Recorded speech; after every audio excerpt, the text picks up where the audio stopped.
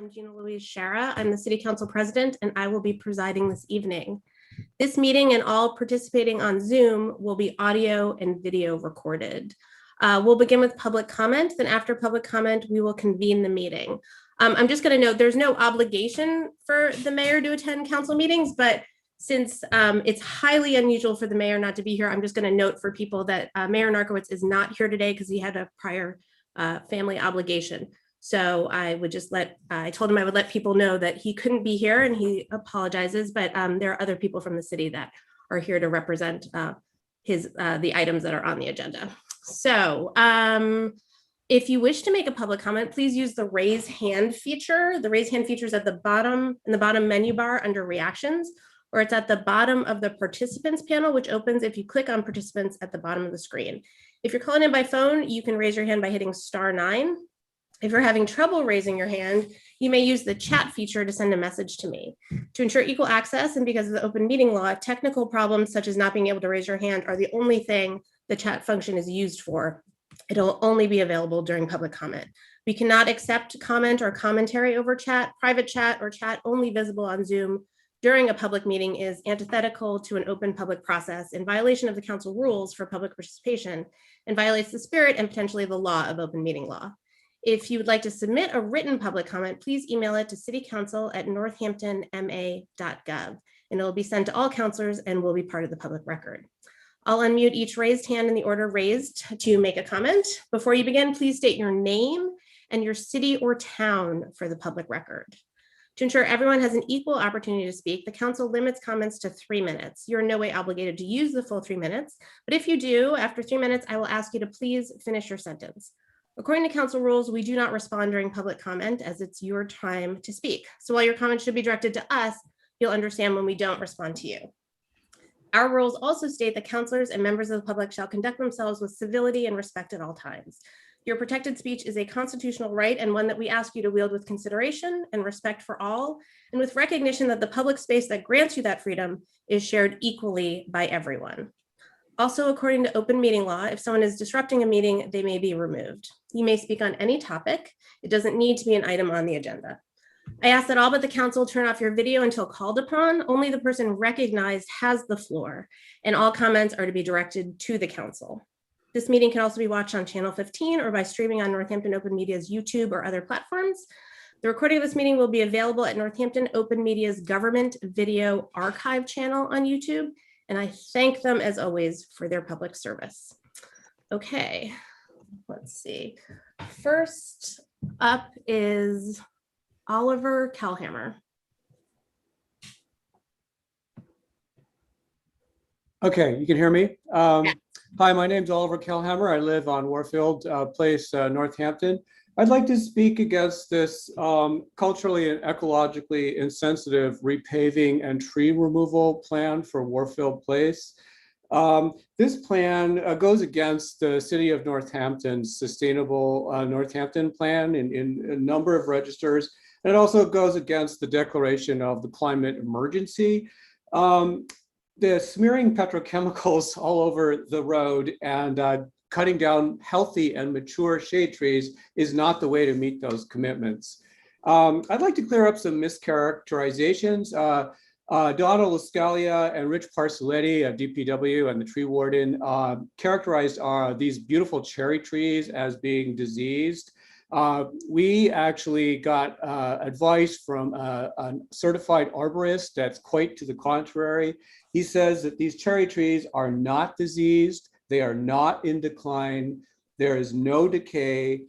The slight dieback was due to a drought a few years ago, and he calls these trees experiencing a rare and precious moment of maturity in a growing environment that is seldom seen.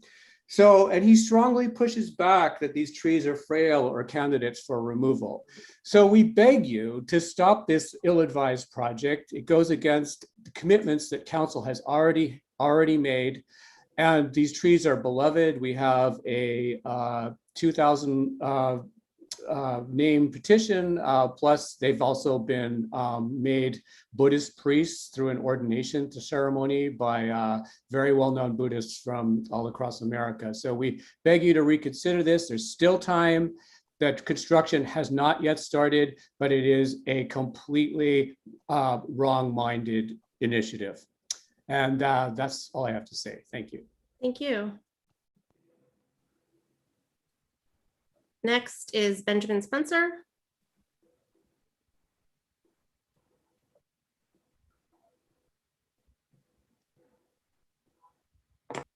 Oops. Can you unmute? Sorry, you're still muted. Can you unmute?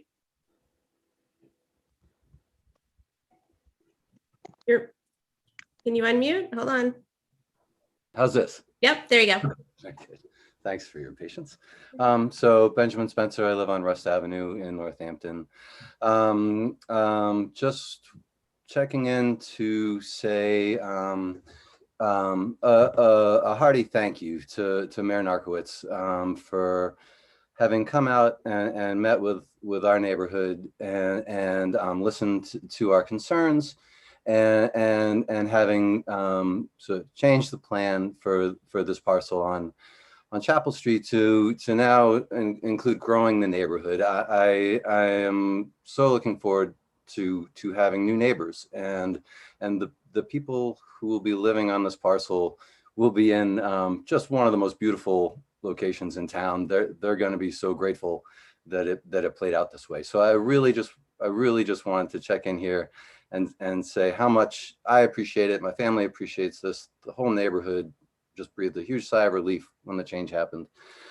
So thank you, Mayor. And I really look forward to working with the city and the representatives for this project moving forward and trying to really be a positive part of what I feel is a very positive development. So thank you.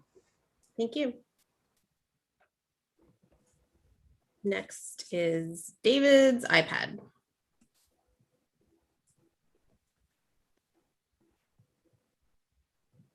Okay, hi everybody. Hi. Well, I'm having a lot of trouble changing the name on the iPad. So for some reason we can't do it. But my name is Carmen Juno. I live at 73 Straw Ave in Florence Center. And I'm a terrible public speaker, so I made myself a few notes. I'm on the Housing Partnership Committee. This is a committee that is an advisory committee to the city of Northampton with regard to affordable housing issues. We advocate for obviously increasing the city's stock of affordable housing. We fully support the order to declare the 3 land parcels as surplus in order to create more affordable housing. These parcels are located at Chapel Street in Northampton, Oak Street in Florence, and Evergreen Street in Leeds. I think everybody knows we desperately need more affordable housing. And these parcels of land that would be, if it's voted in by the city council, which I think is tonight, would allow the mayor to authorize the transfer of deeds and leases so that these parcels could start sort of the lengthy process of being turned into affordable housing units. So again, the Housing Partnership totally supports this. We desperately need affordable housing, and I'm here to speak to that. And I hope the city council votes this in. Thank you. Thank you, Carmen. Next is Kira Anderson.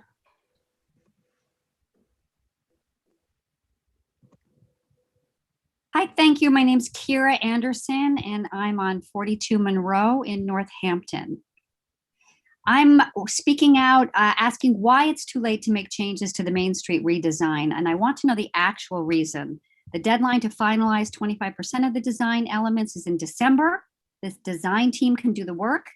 I mean, when I go to the movies after it had started, yes, it's too late for me to see the beginning. If I take a cake out of the oven and I realize I've forgotten to add eggs, yes, it's too late for me to add eggs. But I need someone to explain to me why it's too late to make these design changes, because it doesn't make sense. The decision seems to be coming not from a deadline, but because the mayor is done with public input. I mean, maybe I'm wrong, And if I'm not, it's not a good enough reason. The decision is too big and will impact too many for too long to shut down transformative, data-driven improvements suggested by Main Street for everyone. Here's the timing. We were presented with 3 design options in April of this year, 3 months ago. Only one represented any significant change to address current safety and environmental concerns. We had 1 month to complete the survey. And at that time, most people were just coming out of COVID and had no idea of the plan. But the folks at Main Street for Everyone, hundreds of people who participated in the survey. Alternative 3 was selected, but many respondents were clear that this wasn't their preferred choice because their preferred choice didn't exist. They wanted a design with more space for people and trees, which is what the survey made clear. That was the number 1 priority. The lowest priority was maintaining on-street parking. So in May, we asked to see a plan of Alternative 3 with our proposed changes, a switch to parallel parking, continuous tree canopy. We asked again in June, we asked again in July. The answer, no, it's too late to make changes. Really? Then where was our window? When wasn't it too late? I mean, is this a fair process or was it fixed from the start? As one business owner said to me, Wayne is going to do what Wayne has decided from the start and present it as a compromise. But this isn't a decision for Wayne and the mayor. This is a decision for us. It's the people's decision. And really, as many people who've weighed in, 90% of us won't even be here by the time, in 40 years. What we do on Main Street will be left for our kids and for future generations. And so I'm here to say, I need my leaders to have the political courage to lead, to do what's right. Half measures disguised as a compromise is a lose, lose, lose. We're not going to have this chance again. At some point, it will be too late, but we're not there yet. We have to be squeaky wheels because the grease is not about personal gain or about holding on to a couple of parking spots or about keeping things as they've always been. The grease is our safety, our economic vitality, and the health of our community and our planet. That's Thank you. time. Thank Okay. you.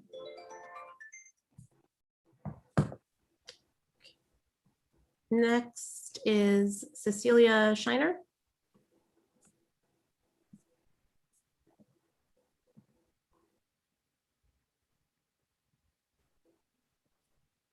I can't hear you. You're not muted, but I can't hear you.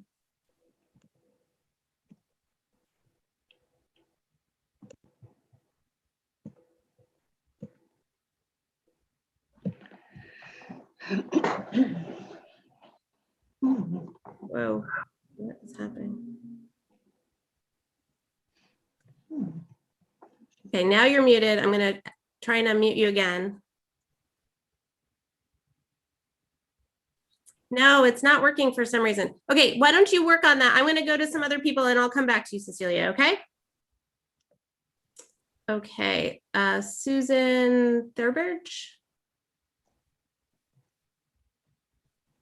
Hi there, Tiberish is the right way to pronounce it. Pardon me. Oh, that's fine.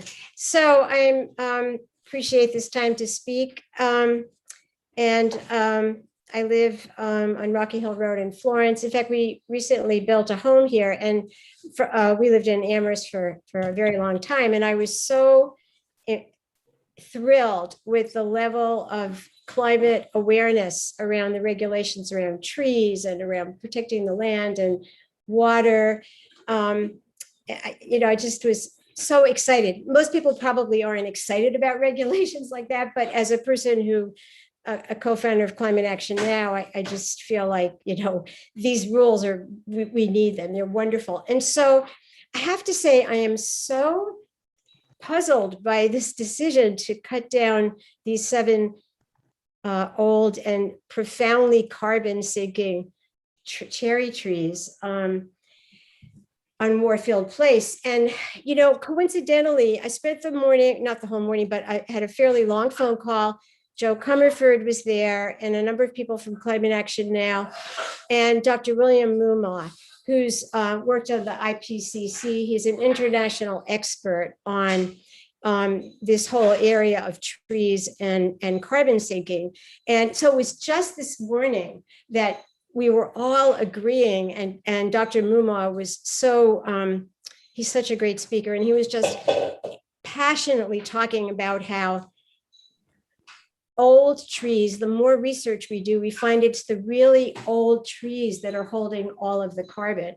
It's just so important that if we have to make a decision, don't cut down an old tree. And a lot of this is really new research. And Dr. Muma has been involved in some of that research. So I was so glad, and I don't know the name of the man who spoke first, but really wanted to thank you for laying out the context that, you know, when we built our house, yeah, well, first of all, I didn't want to cut down any trees. We cut down what we absolutely had to. And if a tree was going to fall on us and kill us, you know, an old pine tree that was, you know, rotten, well, of course, we're going to take that down. But these are healthy trees. So I want to implore you, I think part of it is that the way that we have to think about things just has to be really different if we're going to maintain a livable ecosystem. And, you know, it's like, maybe this is just 7 beautiful ancient trees on one street. But if you think about how these decisions are made everywhere in the world, you know, it's like we all have to reach up and figure out, like, what can we do? Because honestly, we can stop using fossil fuels, but the science is very clear that we have to sink or absorb carbon. So I implore you, please, to rethink these precious and beautiful trees. And I'll close with Climate Action Now has done a series of talks on forests. And I'm so struck by what one of our speakers said. That's time. So if you could just finish the sentence. Yeah. Really quick. It's like spending 90 minutes in the forest. It's a Japanese tradition called forest bathing, and people's whole neurological system shifts and calms down. So let's protect the trees. Thank you so much for letting me go over time. Appreciate it. Thank you.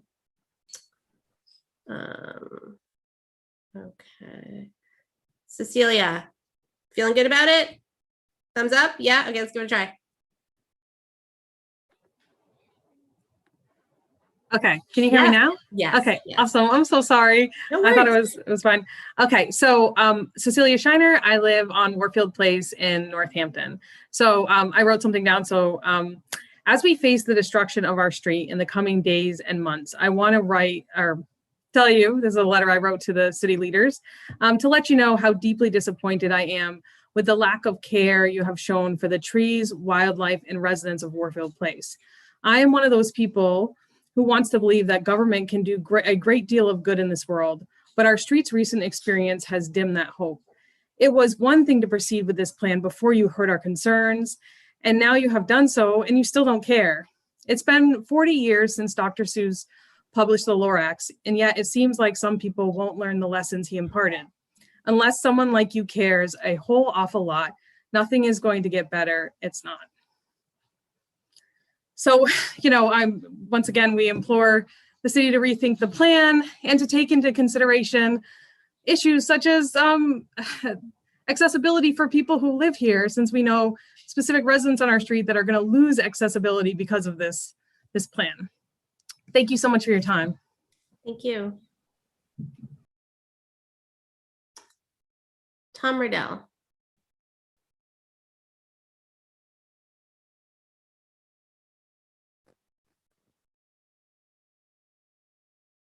Can you unmute?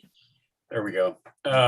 Thanks very much. I live on Aldrich Street in Northampton, and like other neighbors, I'm concerned about the plans for repaving and fundamentally altering Warfield Place.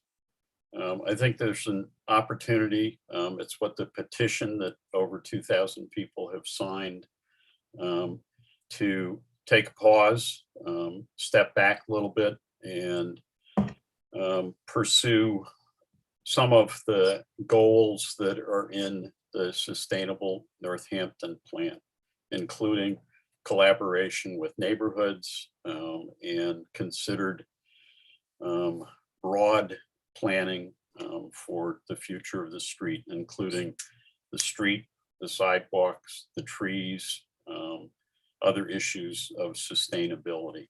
And I just want to share some of the passages of the Sustainable Northampton Plan. I'm not going to read the whole thing. It's 84 pages long.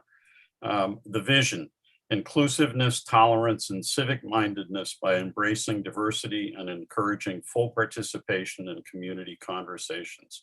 It is assumed that controversy and debate will only further the discussion and result in greater participation and ownership by the community.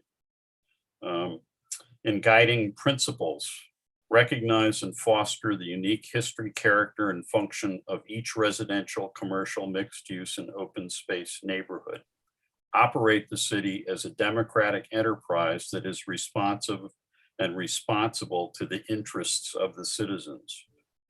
Under energy, environment, and climate protection, protect valuable and sensitive ecological resources, land, air, water, habitat, plants, and animals, minimize the loss of tree canopy throughout the city, and increase tree canopy in urbanized areas to maintain a higher quality environment in all areas.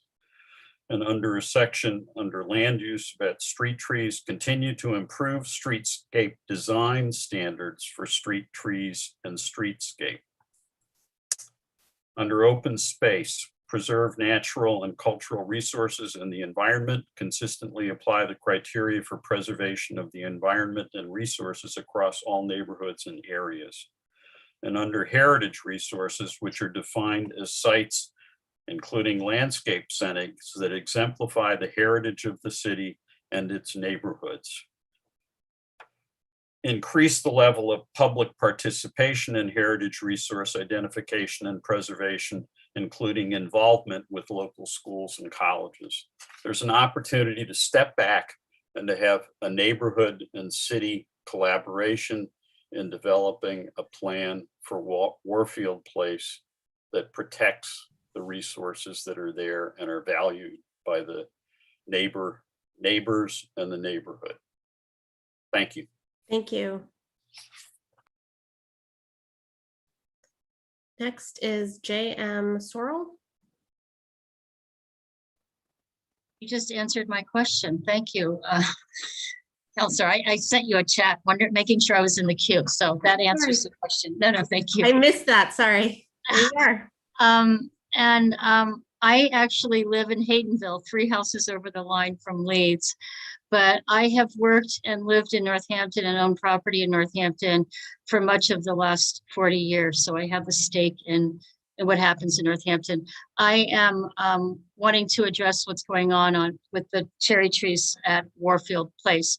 And I will be under 3 minutes, but I want to lead with a very short poem by Kylie Bartz, who says, "The cherry blossom tree, the sun shines down, flowers glow softly, a gentle breeze rustles the leaves, birds flutter about the branches, a young girl sits below it, relaxing in the shade.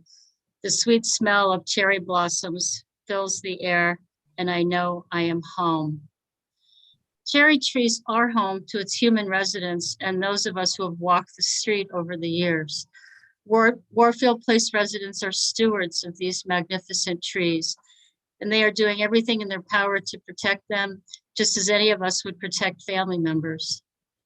Humans, unfortunately, are the most destructive exploiters on this planet, yet people have the power to change our relationship to living beings. There are always other solutions if we have the will and creativity to do things differently, and each small act is significant. I implore the city to do what is right here, and I just want to add to what Susan had said a few minutes ago, and I agree. I took a science course at UMass on global environmental change, and it's true that new trees are not a substitute for old trees in terms of the benefit to all of us who live on the planet. When you take down a forest or you take down old trees, you lose so much more benefit than planting. Even if you double the amount of new trees you plant, it does not take care of things in the way that those old trees do. And I've seen those trees. I have a weeping cherry in my yard that looks very similar, and it's not diseased and it's not dead. It has its own unique, I would say, beauty that maybe some people just fail to see. And I hope the city councilors tonight can work with the mayor to find alternatives. I know the good people on the street are willing to do something to find some middle ground, and that's really what is needed at this point. So thank you for the time. Thank you.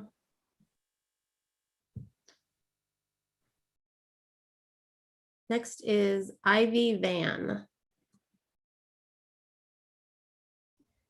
Hi there. Thank you very much.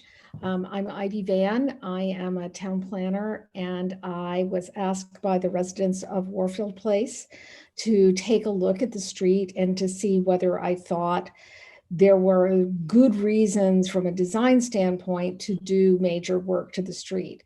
I've been and looked at the street, and my feeling is that currently it is functioning as a shared street or a WUNRF, which is a standard design available for your perusal in the National Association of City Traffic Officials Handbook, the little green handbook that all city planners and urban traffic people use to figure out whether a thing is safe and good. A WUNRF is a street that is used by people, cars, people with bicycles, people with skateboards and roller skates, and people pushing baby carriages. And because the road is narrow and is not a through street, it does not need to have a great deal of work done to it. It's functioning quite well right now as a shared street. And I see no reason why the city can't look at it from that point of view. There's a number of research, quite a bit of research available on WUNRFs. There's examples in Cambridge and in Somerville in Massachusetts. And I would urge the city to take a look at the idea of making it a better shared street instead of turning it into a more suburban model, which the current plan looks like. Thank you so much. Thank you. Next is Jim Sharp. Hi, thank you for the time. I live in Florence on Emerson Way, and I was given the distinct honor of reading the words of John Berryhill, the aforementioned arborist who was called in as an independent voice to look at the cherry tree situation. And so I'll read his letter, and I have a small remark afterwards. So, dear Northampton community, I was recently given the opportunity to assess the condition of the Kwanzan cherry trees that line the sides of Warfield Place. I am aware of what has been said of their age and condition, and how some have argued that their current state supports the idea of proceeding with plans to repave the street and sidewalk that envelop them. I feel compelled to share my strong belief that these trees are not in the poor condition that has been described in other assessments that I have heard, and I implore decision makers to pause and consider the value that their current precious state of maturity provides our community. I've heard the terms pathogen, decay, and decline used to describe the condition of these trees, and can say with extreme confidence that they are not diseased, not in rapid decline, and are actually showing signs of vitality. All trees appear to have desirable structural strength relative to their size and the potential loads they could experience from weather. Although I am not aware of all the considerations that have been made while planning this work, I must strongly push back against the idea that these trees are frail, causing unacceptable risk, and good candidates for removal. These trees are experiencing a rare and precious moment of maturity in a growing environment where that is seldom seen. Mischaracterizing their condition to support a paving project would clash so harshly with all the city has done to honor and celebrate the value of urban trees. John Berryhill. And I'll finish with, I'd like to read an excerpt from a poem by Wendell Berry, the very well-respected poet, novelist, environmental activist, and farmer, who really speaks to how we have to come to terms with our relationship and interrelationship with trees and people, and how flourishing and injury can coexist. In fact, that's life and should not be confused with being a safety hazard, or worse, in this case, being a reason to cut down these trees. So the excerpt from the poem goes, "Over all its scars has come the seamlessness of the bark. It bears the gnarls of its history healed over. It has risen to a strange perfection in the warp and bending of its long growth. It has gathered all accidents into its purpose. I recognize in it a principle, an indwelling the same as itself and greater, that I would be ruled by. I see that it stands in its place and feeds upon it and is fed upon and is native and maker." Thank you. Thank you. Next is Katie Young. Hi, I'm Katie Young. I live in Northampton on Warfield Place. I've heard the Warfield paving project referred to as controversial, but controversy implies disagreement. And at this point, the more we've learned about the DPW's plan, literally every person with a Warfield address opposes it. We're a diverse group socioeconomically, occupationally, and even remarkably for Northampton politically, but we all want you to stop the DPW, every one of us. You know, we had a tree ordination ceremony for 10 trees on Monday. I'm no Buddhist, but I can tell you this was not performative. It was restorative. It reminded us that the trees are not merely city assets, as the DPW sometimes refers to them, but members of the community. You can't just treat them like decoration. I mean, can you imagine telling your grandfather or like even your pet dog or cat, you only have 5 good years of life left in you, so we're going to go ahead and kill you now because it's cheaper and more convenient for us? Right? That'd be unthinkable and totally inhumane. And maybe this is why the Warfield battle has been so personally devastating for so many of us, myself included. It's emotional because it should be emotional. When members of your community are going to be killed years before they're ready to die, it defies logic. But I would hope that for most of us, it also defies something in our hearts. You are our leaders. Please take a stand. When we say we're a tree city, do we mean we're dedicated to valuing trees in our community? Or does it mean we treat them as things to put in and rip out as it's convenient, the way we'd treat a lamppost or a bollard? Is the whole Tree City Northampton thing real, or is it just something we say for brochures and photo ops? This is a moment where you could emerge as heroes for thousands of people and show us what Northampton and leadership is really all about.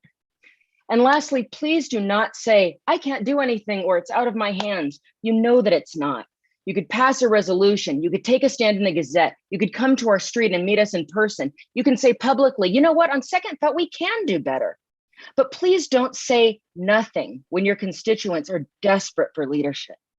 Please don't pretend this isn't urgent and that we don't wake up every day shaking with fear and anxiety, worrying that every lawnmower we hear start up is a chainsaw. Many other residents have described this to me and I've experienced it myself. It's what we love most about our street. We love those trees. This is killing our mental health, and this is hurting us more than I can say. Please help. Thanks. Thank you. Next is Nancy Stenberg.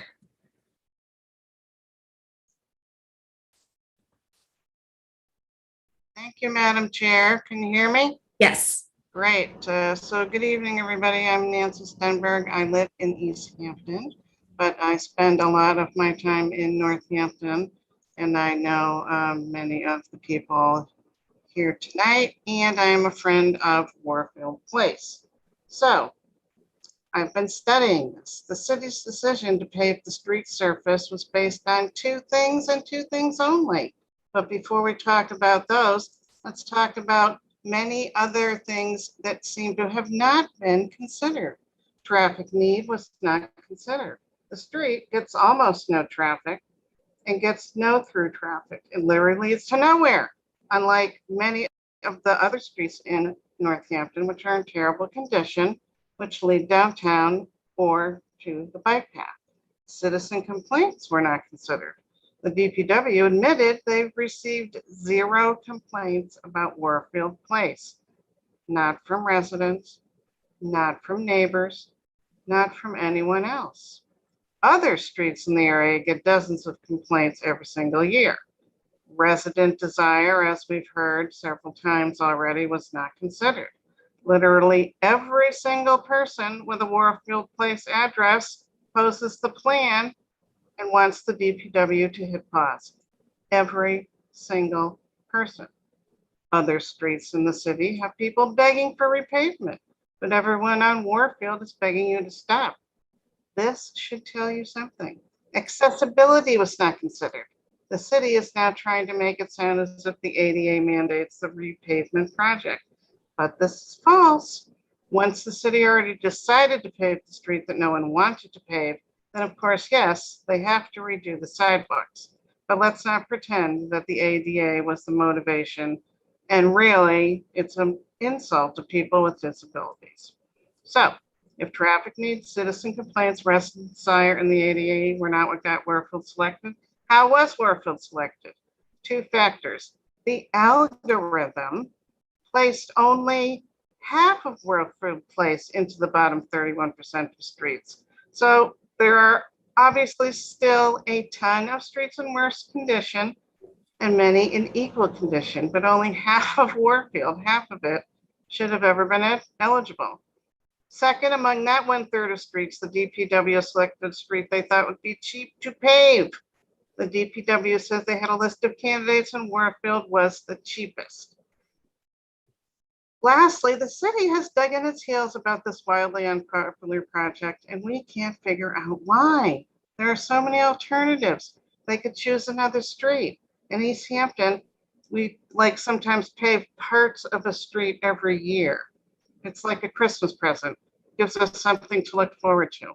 You could consider this project altogether. So far, it seems that this is not being done. Thank you so much. Thank you.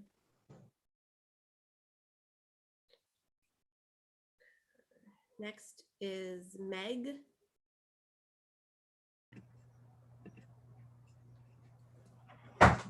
Hiya. Hi. Sorry, am I coming up? Yes. Okay. I'm Meg Robbins. Hi, and thank you, Madam Chairman. Good evening. I live on Aldrich Street, which is just across from Warfield Place. And I was part of a really lovely walk today by a number of residents and some Buddhist priests and some drums, where we presented a petition and a letter. And I'm going to share the words of Reverend Kansheen Ruth Ozeki, who presented the petition and the letter. And thank you very much to the mayor's associate who accepted it at City Hall steps in front of the front door. We are very, very happy to have that happen. So this was the message that was delivered on behalf of 123, and that number is growing, of the most prominent Buddhist teachers in North America. The teachers recently ordained are 7 Kwanzan cherry trees, a custom that throughout Asia is a way to protect revered trees from logging by acknowledging them as sacred and honoring their previous lives and recognizing all that they are for us. And here's the letter she presented. Dear Mayor Narkowitz, we hope you are very well. We are writing to inform you that we have recently ordained 10 trees on Warfield Place as Zen Buddhist priests, including 7 venerable Kwanzan cherry trees. The ordination ceremony was officiated by the Reverend Kosen Gregory Snyder and Reverend Kansheen Ruth Ozeki on Monday, July 12 at 9 a.m. with 6 ordained Buddhist monks and priests present as ceremonial witnesses. Warfield Place residents and others from the local community who joined us numbered over 60 present. In our Zen Buddhist tradition, we understand that trees, mountains, rivers, and the whole of sentient life to be sacred teachers of spiritual wisdom. Culturally, cherry trees are particularly important as they are sacred expressions of spring and new life. We were asked by the residents of Warfield Place, some of whom are Buddhist, to recognize these venerable trees by ordaining them. And now that they have been ordained, they are to be referred to by the honorific title Obo-san, which is the term for a Zen priest. We understand that because of controversial plans to repave the street, these trees are to be killed prematurely. We find this painful and strange. It is clear to all of us who attended the ordination that these trees are not yet ready to die, a fact that was attested to by a certified arborist whose moving words in support of the trees were read at the ceremony. Moreover, all of the residents of Warfield Place are overwhelmingly against the paving of the street and the killing of these trees. We are writing in hopes that your office will reconsider the plan to kill these trees as they are healthy, ordained members of our religious community. Further, they will also be a pilgrimage site for Buddhists who wish to visit these ordained Kwanzan clergy. Warfield Place has already held its first annual Sakura, or Cherry Blossom Festival. We look forward to next year's Sakura Festival being a place where Buddhists can come and enjoy the cherry blossoms of these newly ordained trees. We know the residents of Warfield Place have offered to work with your office to create a plan that could provide a full accessibility for the street and walkway surfaces while protecting these precious, venerable trees. The undersigned list of Buddhist priests, monks, and leaders support this and encourage the city government to respond warmly to this generous request for collaboration, working to find a harmonious solution that will not unnecessarily take life. We thank you for considering our collective request and look forward to your response. Very respectfully, signed 123 of the most prominent Buddhist teachers in North America, starting with Reverend Kosen Gregory Snyder, Brooklyn Zen Center, Union Theological Seminary. Thank you for allowing me to share the message that we delivered to the mayor. And I think we're also delivering that to all the members of the city council. And we hope that you honor the fact that these are not just trees, they are monks. Thank you very much for your time. Thank you. Next is Will M. Hi, my name is Will McAdams. I live on 25 Willow Street in Florence. And I'm also speaking about the trees on Warfield Place. And I want to ask you all to imagine a tree that is part of your life. It might be a tree that you climbed as a child. It might be a tree that you sat under today for lunch. It might be a tree that stands in front of your apartment building or house.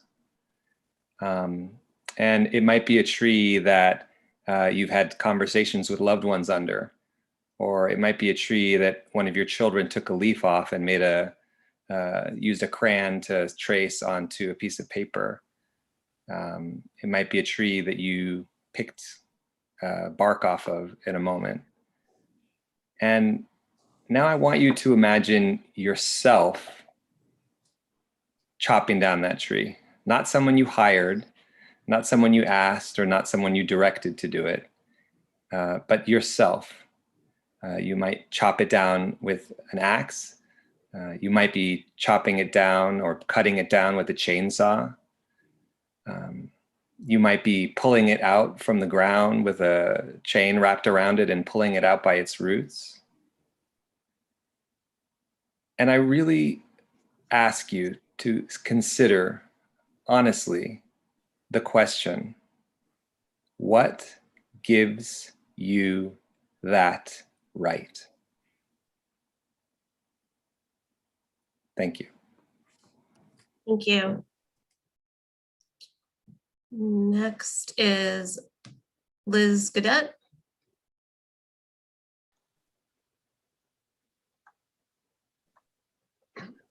Hi there. Thank you for taking my thoughts. I'm speaking tonight for Deirdre Muccio, who is blind and uses a service dog to walk around Northampton. She has written several letters to the editor of the Hampshire Gazette, amongst other recipients, on behalf of the cherry trees, and the following are excerpts from her emails and letters. I am totally blind and have never once tripped walking the entire length of sidewalk along Warfield Place. Missing bricks on downtown sidewalks and unlevel ground where brick and cement don't meet are the true hazard. I go nearly everywhere by foot. I walk down Warfield Place almost daily without the luxury of sight. I deliberately use that street to be amongst the plants and away from traffic. As far as ADA compliance is concerned, it's ludicrous to think that stretch of road will enhance anyone's navigation in a wheelchair, or in my case, with a guide dog or white cane. In contrast, the south side of Prospect Street, for example, from Stoddard Street up to Cooley Dickinson Hospital, is especially daunting for one friend in a wheelchair, who always had to go into the road all along that stretch. Another example, the north side of State Street from Warfield Place to King Street is impassable by a wheelchair, and that is a major route of access to businesses on King Street. You will never convince me that ADA compliance on one little patch of sidewalk here and there in places not critical for people to pass makes any sense on those grounds. You know, being blind, I am hypersensitive to whatever plant life is still relatively intact in a little city like ours. To mow down what vegetation exists, cut down trees, and strip city landscape bare by putting up more and more pavement makes me want to leave this so-called progressive town. I once could see, and I remember color well. For those who find little joy or sustenance in the sight of pink cherry blossoms and the design of leaves and branches and the smell of vegetation, I wonder where their nourishment comes from. I am diseased. Cancer riddles my spine and pelvis. Still, I am standing and have been told I still am the picture of health. My limbs have no fungus, no rash, no blight. Should I be knocked down sooner rather than later? What we are talking about is indeed the beauty and necessity of plants to nourish our lungs and bodies, as well as our psyches. Once again, those are words from Deirdre Muccio. Thank you. Thank you. Sorry, hold on. Could you please state your name and city or town for the record, please? My name is Liz Gaudet, and I live on Warfield Place in Northampton. Thank you. Next is Alina Bartoli.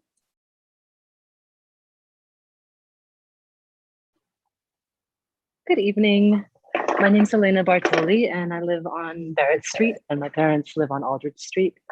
And I'm here with my 18-month-old son, Gabriel, who has been present for the in-person meeting with the mayor, the Zen ordination ceremony, and this morning's walk to present the petition and the letter to City Hall. So you may hear from him as well. Anyway, I really I've appreciated all of the sharing on behalf of the trees so far, but in particular, I too want to respond to this question of ADA compliance. I'm legally blind. I consider myself a blind person with good sight because I can't drive, but I don't need a white cane. So I'm in the middle. I can navigate by foot, and I do navigate by foot with my son.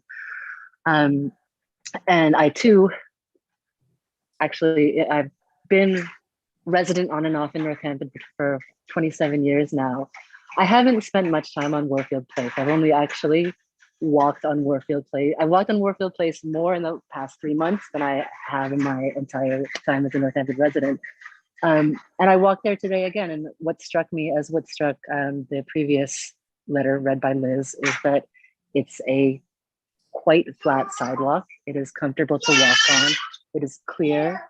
The vegetation on either side of the sidewalk is well tended. And for someone who is limited by sight, I didn't feel it was a sidewalk that was limiting to walk on.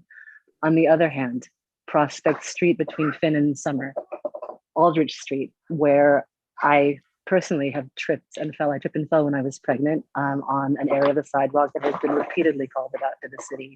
Our neighbor, Gwen Agna, beloved former principal of Jackson Street School, has also tripped on that sidewalk. So as a community, as a neighborhood, we're very aware of what sidewalks are the ones that are safe and which are not.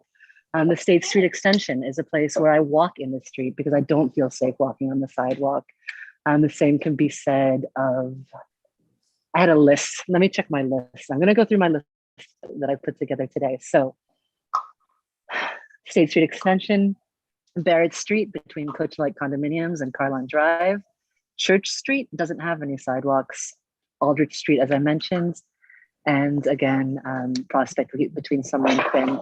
I think that if the city wants to address issues of ADA compliance, there are so many better places to be considering. A couple of weeks ago, I got stuck on Damon Road because there's no sidewalk under 91. The other day, I wanted to walk up Bridge Road to get to Big Y, no sidewalk there either.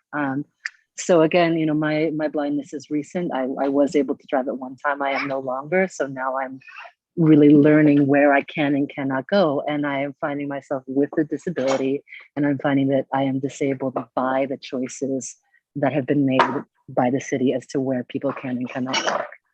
So that's it for that topic. Thank you so much for your time. Thank you. Next is Thomas Weiner. Good evening. Thanks for this opportunity. My name's Tom Weiner, and I live on Linden Street in Northampton, where the city had the good sense to plant upwards of 12 trees, several of which are lindens, thanks to the efforts of our neighbors. For me, it's time to see the oneness of all life on this planet, the wisdom of indigenous people who were less appalled following one of the many battles by the awful killing of their people than that the European Americans proceeded to cut down their peach trees, a lesson we still need to learn in Northampton. This is a great opportunity to stand with the trees right here in our city in ways we can't do to stop Bolsonaro in Brazil or so many other places where trees are devalued. And finally, for me, it's about our children and our grandchildren and providing for them a model of good stewardship, as well as preserving these exquisite trees, now ordained priests by the Buddhist, who so get what they represent for the future of our planet, for our children and grandchildren, their security, their health, and their enjoyment. Thank you. Thank you. Next is Mimi Odgers. Hi, Mimi Odgers, Ward 6. So I learned about the Warfield Place situation via Facebook, which is a pro and con, because Facebook is really a horrible organization, but yet it's also great because it lets people be aware and connect through community. And so I guess I'm really in a conundrum with the city. And I know that the city council does not necessarily have the power per se to do anything. This comes from the mayor's office. And so I am desperate for the next charter review because we are going to come together as a community and really reevaluate the role of the mayor, who seems to have way too much power. And the city council seems to have no ability to step up to do anything around the budget, even though the citizens have been crying out for change, and the city council doesn't seem to have any way to stop the DPW from doing this. So it's a real problem that the mayor has so much power, and we are kind of in a lame duck session since our mayor has decided at a time of great need for the city, we're coming out of a terrible pandemic and we're in a crisis, and the mayor has decided that he's had enough and he's moving on, which again, great, thank you. I am really impressed by the residents of Warfield Place with their kindness and their just empathy around all of this. Like, they are so amazingly kind. I would be ripping my hair out if this was happening. And in fact, I've gone through this. I've had a situation with the city and had to fight them. And I know what it's like and how frustrating it is. So I just want to say they're amazing people. It is probably the Zen moment of the trees. What I also want to mention is, why was just a few weeks ago, people were on here complaining about us approving a gas station in Northampton. We're approving gas stations in Northampton where we don't need them and they're bad for the environment. And yet now we're turning around and wanting to tear down trees and cherry trees, a shaded street. I mean, if you look at it from Google Maps, you just see the tree canopy on the street. It's beautiful. I've never actually been to see them bloom, but I will hopefully be able to go next year. All I'm saying is that, where are the values of Northampton? Why are we saying we want to have big shade trees downtown and big sidewalks and everything, and yet now we're going to take this random street because of an algorithm and cut down these trees that are not ready to be cut down? Yes, I understand that the tree warden in the city says they're ready to be cut down, but let's get some other outside experts. The residents did. Let's be more open. I mean, there has got to be a little bit of a bad problem when, a member of the community, a member of the city says, oh, we want to repave this road. We got all the money, everything's ready to go. And the tree warden's like, well, they've only got maybe 10 more years. So I'll just say they're ready to be torn down. I'm not saying that's what he said. I'm just saying it can happen. We've seen the government say that, the landfills won't leak into water supplies, and yet they do. So I'm just very frustrated about who we are as a community. And that is my biggest frustration right now. What is David Narkowitz, the mayor, doing to us right now? I feel like we're being zigzagged, oh, we are going to care about the police review commission and things. And now the solution comes out and he barely gives them money to fund it. The city council can't actually change the money, but the mayor is. So where is the mayor taking us on this line? And I don't know what the city council can do, but I am imploring you to use any device you have to start reining in the power of the mayor and the mayor's direct reports. And, listen, Wayne Fiden has done a lot of great things for the city. I'm not here to knock him, but I mean, Wayne, if you're on this call, please figure out a better way for this street. Blackberry Lane is a street right near Jackson Street. I know the residents there, it's not a big street. I don't know what it would cost to fix, but those residents have been begging for years because it's a cut through for Jackson Street and people have been begging to have that road really repaved. I just don't understand what's happening, but the city council needs to reassert its power. It is not an equal branch of government. The mayor has way too much power. The role of the mayor has way too much power. I'm very concerned about it. And I'm very concerned that because of that, his whim or his disregard is going to result in the destruction of this incredible street of community. And it's terrible that these citizens have essentially been terrorized by their government with the thought of having their streets taken down. Anyway, thank you very much. And at least you won't be going till 4 a.m. today. Thank you. Bye. Thank you. Next is Shauna Fishel.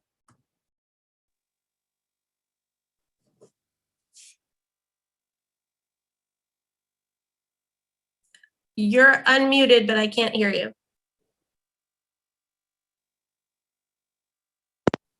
Now? Yes. Okay, thank you. Shauna Fishel, Ward 7, Northampton. And I first came here to talk about the cherry trees. And I don't even know where to start now because I'm a little distracted by all the folks that spoke before me. And there were a couple there that I'm glad I didn't go right after them because thank you for touching my heart. I'll leave it at that. And I just am appalled by how our democracy in Northampton is not working. There's no transparency, there's no accountability. Issues like the cherry tree, the homeless encampment on South Street Bridge, Main Street redesign. There are so many decisions that there is no input from the community. And as others said, the city charter might need to be revisited because this does not seem like a democratic process. We elect our city councilors to represent us, not to have power over us.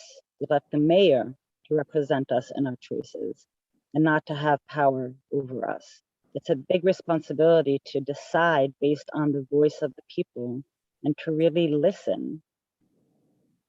The other week, I had a dream on the cherry trees that has still stuck with me. And all the roots were facing skywards. And the residents of Warfield Place were out on their porches and their yards, and there was lots of tears and people were crouched down. And in front of my eyes, I saw that as the trees turn to dust, the people age.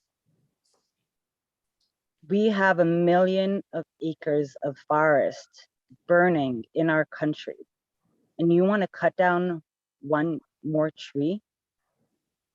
Trees have been part of human life since Adam and Eve, and the tree of knowledge, and Ender, if anyone knows, and the pequeñinos and the mother trees. Trees are part of us. I just don't understand how you can make that decision.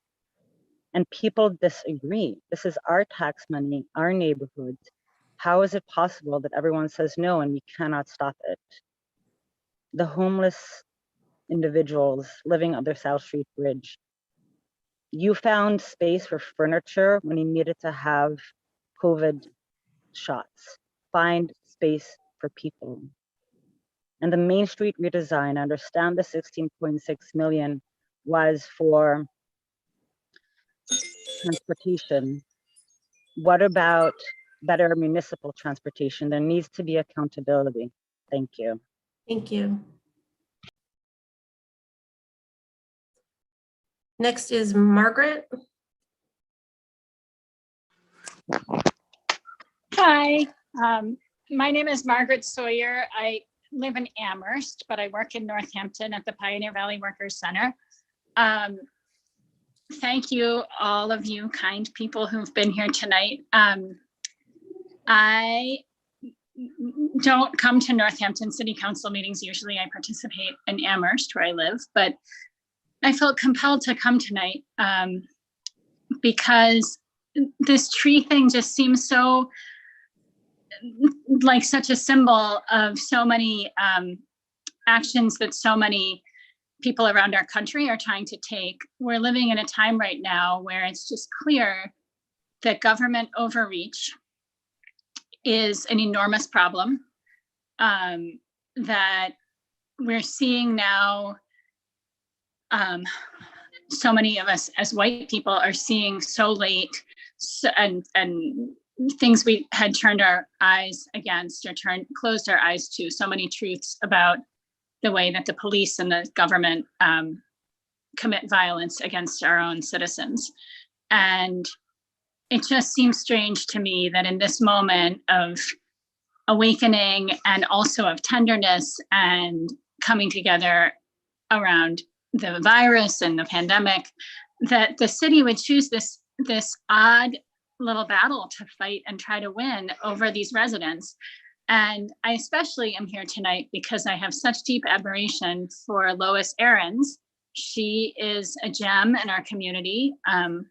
Lois started the Real Cost of Prisons project 20 years ago to start lifting up the problem of mass incarceration. And she was one of the very first in our country to be doing that, to be speaking out in a long, obvious chain of, Northampton's history as speaking out against wrongs. Lois founded the Real Cost of Prisons and keeps running it, and is no stranger to the absurdity of government and decisions that commit violence against our citizens. And I just wish that she weren't having to spend her summer fighting this violence and absurdity right on her own street with these trees. And I hope that the city can just do what the residents seem to be asking for, which is like, let's talk and figure this out. Let's find some kind of a compromise. I was very moved by the arborists tonight, especially moved by the folks who say that they need the ADA protections and that they don't need it on Warfield Place, but they have a long list of other places where they do need it. So it seems to me that something's just broken here, and clearly maybe it is out of city council hands. I don't know, but it seems like there's a huge power play happening that doesn't make any sense.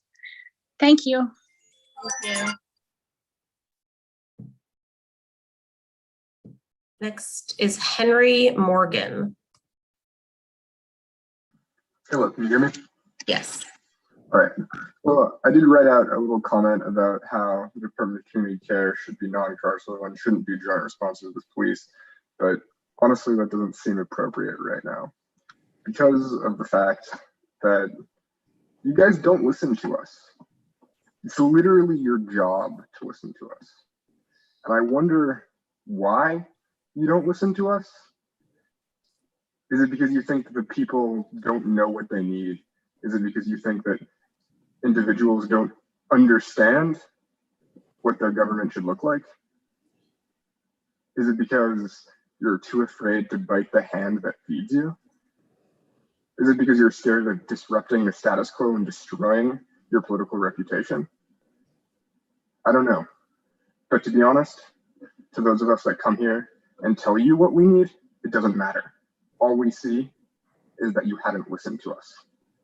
And because of that, we're going to move to not reelect you as a community. Thank you. Thank you. Next is WMA Abolitionist Collective.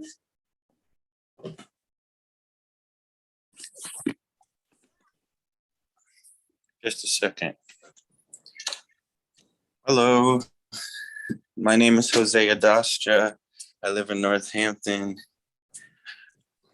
with my family. I'm on the Racial and Social Justice Committee at the Forbes Library, and I'm an organizer with Western Mass Abolitionist Collective. For the past 2 years, the mayor and some of the city councilors have been complicit in creating a police commission review board that was actually really diverse in discussion and thought and the group. It was a great group of people that you put together and then you ignored them. So you used a stall tactic of a committee for a year, implying that you would listen to what they said. And I appreciate the Department of Community Care existing, but it's insulting that you made a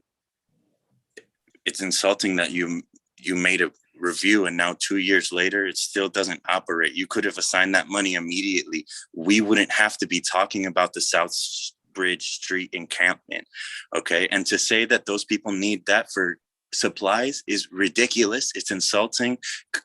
What's your relationship with the contractors? Whose pockets are you putting money in? Huh? White guys, I bet, for sure. And they're saying they need that bridge because they're traditionally, historically racist and friends of the politicians. Of course, they're going to say they need that bridge. They don't like homeless people. They want them out. Okay. They don't need to fence that up. Did you see how you put the bins there for the elder facilities stuff? They can do it anywhere. And to say that you're shutting down a parking lot, you're prioritizing this construction project right now to what? To clear them. You're prioritizing it to clear them. You're saying you're not clearing them, but you are literally going to clear them. The more you send them to, and at such a moment when they have the most support that they've had in the last 2 years, you're creating a crisis moment. You know what? There was bad slaveholders and good slaveholders, and we pretended to be grateful to the good slaveholders because we had to, and nothing has changed. Okay, I can say I appreciate the Department of Community Care, but that does not mean you're slaveholders that are acting better than the other slaveholders, and you have to live with that. That's the situation that's happening. You're not even listening to the wealthy white people. You responded faster to them about the dog kennel. You responded immediately, thoughtfully, and in person in the middle of a pandemic. Any time that happened for us? I don't think so, not at all. So you made a department. 2 years later, there's no money on the street still. You're still talking about evictions. The church is putting its own money for that food. Manna Northampton is putting its own money for that food, for the lockers. You aren't doing anything but stalling, and they're suffering. They're suffering. I have messages. My whole life was in that RV. Now it's gone. What am I going to do? They arrested me last night because, somebody called the police on us. What are we going to do? Please help us. Please send more money. Please get us some support. And you know what? I can't always answer those messages, but I have them. I have them there, and I think about them. I hope that you think about it too at night. And I hope that you remember that people who are recording and educated are recording you as well-behaved slaveholders. That's it.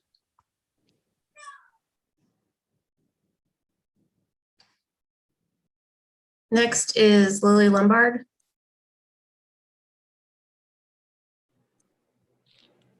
Hi, folks. I don't have any recorded or pre-written remarks. I've been listening very deeply to everyone's comments tonight and very impressed by the rational reasoning and the level of expertise that has been brought to bear on the conversation about about the cherry trees on Warfield Street, but also about Main Street for Everyone, for which I am deeply involved. And I also served on the Tree Commission for 5 years. So my comments relate to both of those things. First of all, I'm one of those people that are firmly committed to data driving public policy and projects and not public opinion solely. But sometimes the public brings really, really good data to their leaders. And I think that this has happened in both cases with the residents on Warfield Place and with Main Street for Everyone. With regard to Warfield's Place, I have to admit that I started off cautious and I wanted to get all of my facts in order. I spoke at length with the tree warden, and he had a particular perspective on the health of the trees and the necessity of the project. But I had a gut feeling that because I walked on Warfield for the first time ever this winter, because I made a commitment with my neighbor to walk every street of Northampton during the pandemic. Otherwise, I would have never stepped on that street. And I had a sense that this is such a tucked away street. Why is this a priority?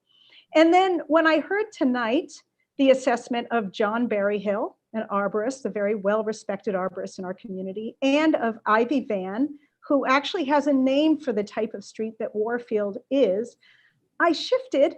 I was shifting anyway, but I shifted a lot more. And that is, I think, one of the, somebody once described someone having integrity as being able to be completely re-educated.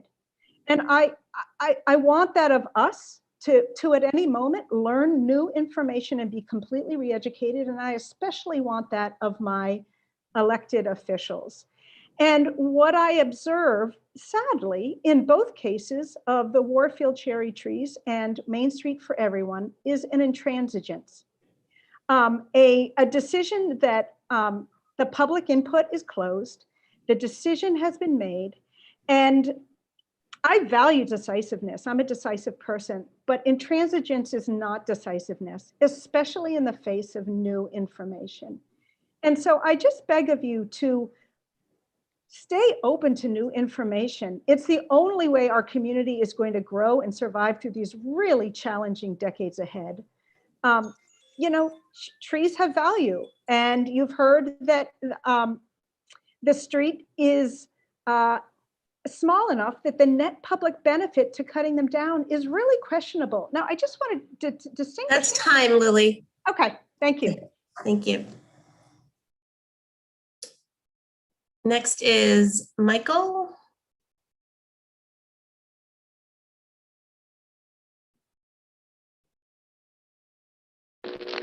Hello. Hi. Hello. Can you hear us? I just wanted to bring you up to date on this matter because I know of your concern about it. We got Friday night got a message from Khrushchev, which said that he would withdraw these missiles and technicians and so on, providing we did not plan to invade Cuba. We then got a message, that public one, the next morning, in which he said he would do that if we withdrew our missiles from Turkey. We then, as you know, issued a statement that we couldn't get into that deal. So we then got this message this morning. So we now have to wait to see how it unfolds, and there's a good deal of complexities to it. If the withdrawal of these missiles, technicians, and the cessation of subversive activity by them, well, we just have to set up satisfactory procedures to determine whether these actions will be carried out. So I would think that if we can do that, we'll find our interests advanced, even though it may be only one more chapter in a rather long story as far as Cuba's concerned. No, except that we're not going to invade Cuba. That's the only one we've got now. But we don't plan to invade Cuba under these conditions anyway.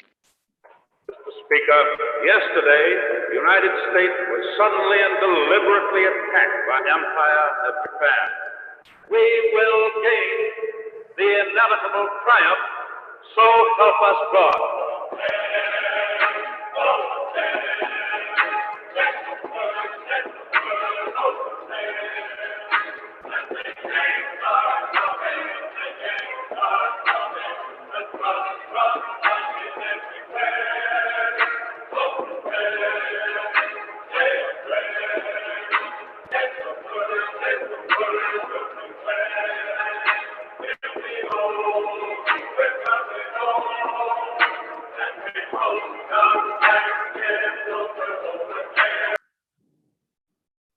Okay, and that is it for public comment.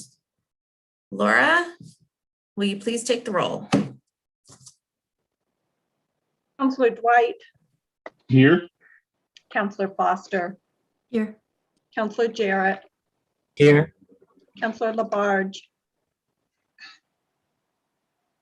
Counselor Labarge. Hold on one sec. You should be able to unmute Counselor Labarge. Here. Counselor Maori. Here. Counselor Nash. Here. Counselor Quinlan. Here. Counselor Shara. Here. And Counselor Thorpe. Here. Madam President, you have a quorum. Okay, thank you very much. And let's see, first up, let me pull up my agenda. We have a public hearing. So this is public hearing on 21.287 National Grid Verizon New England petition to relocate one jointly owned pole on Leonard Street. This is petition number 28691142 per Mass General Law, Chapter 166, Section 22. The Northampton City Council will hold a public hearing on Thursday, July 15th, 2021 at 7:05 p.m.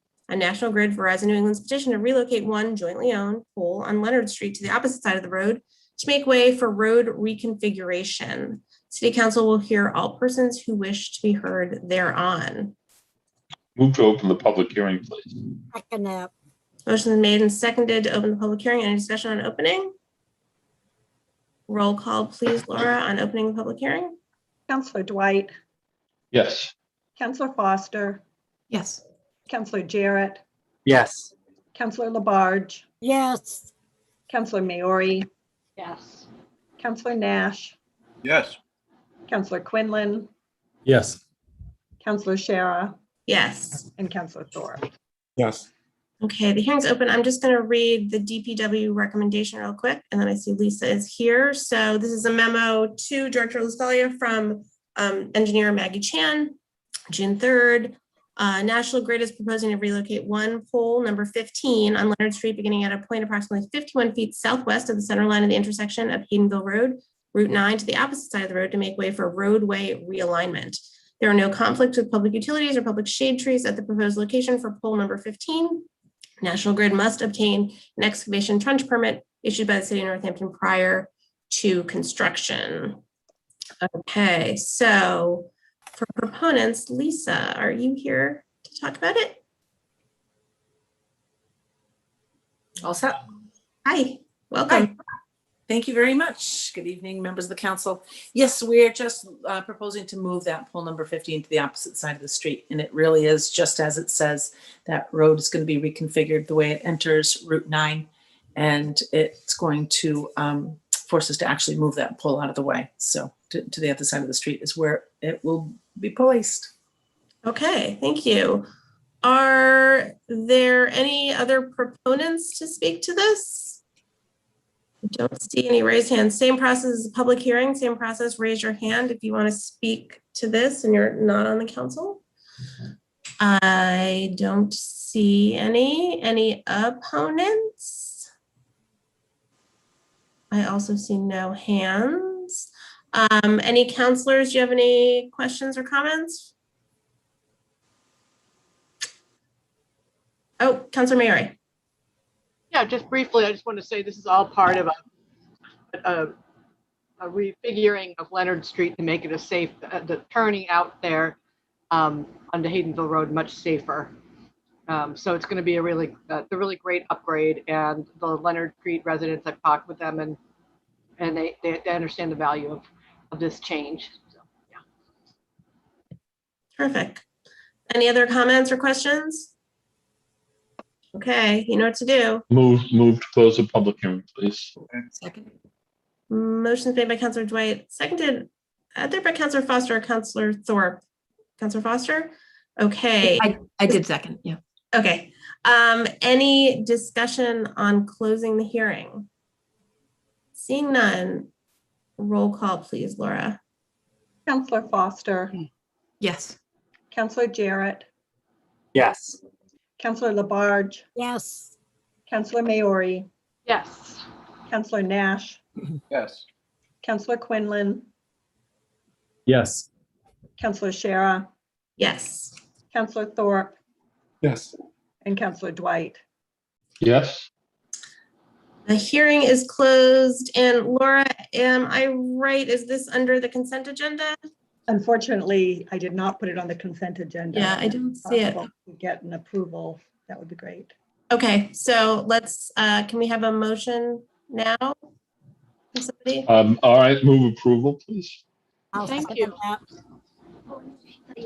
Sorry, the motion's made by Councillor Dwight. Who was the second? I second that. Okay, seconded by Councillor Labarge. Any discussion? Okay, seeing none, roll call, please, Laura. Councillor Jarrett, Yes. Councillor Labarge, Yes. Councillor Maori, Yes. Councillor Nash, Yes. Councillor Quinlan, Yes. Councillor Shara, Yes. Councillor Thorpe, Yes. Councillor Dwight, Yes. and Councillor Foster. Yes. Okay, that has been approved. Thank you so much, Lisa. Okay, thank you very much. Can I- Have a good. Hey, Hi, Councillor Lisa. Dwight. Can I ask for a recess, please? Sure. Okay, let's be back here at 8:30, please.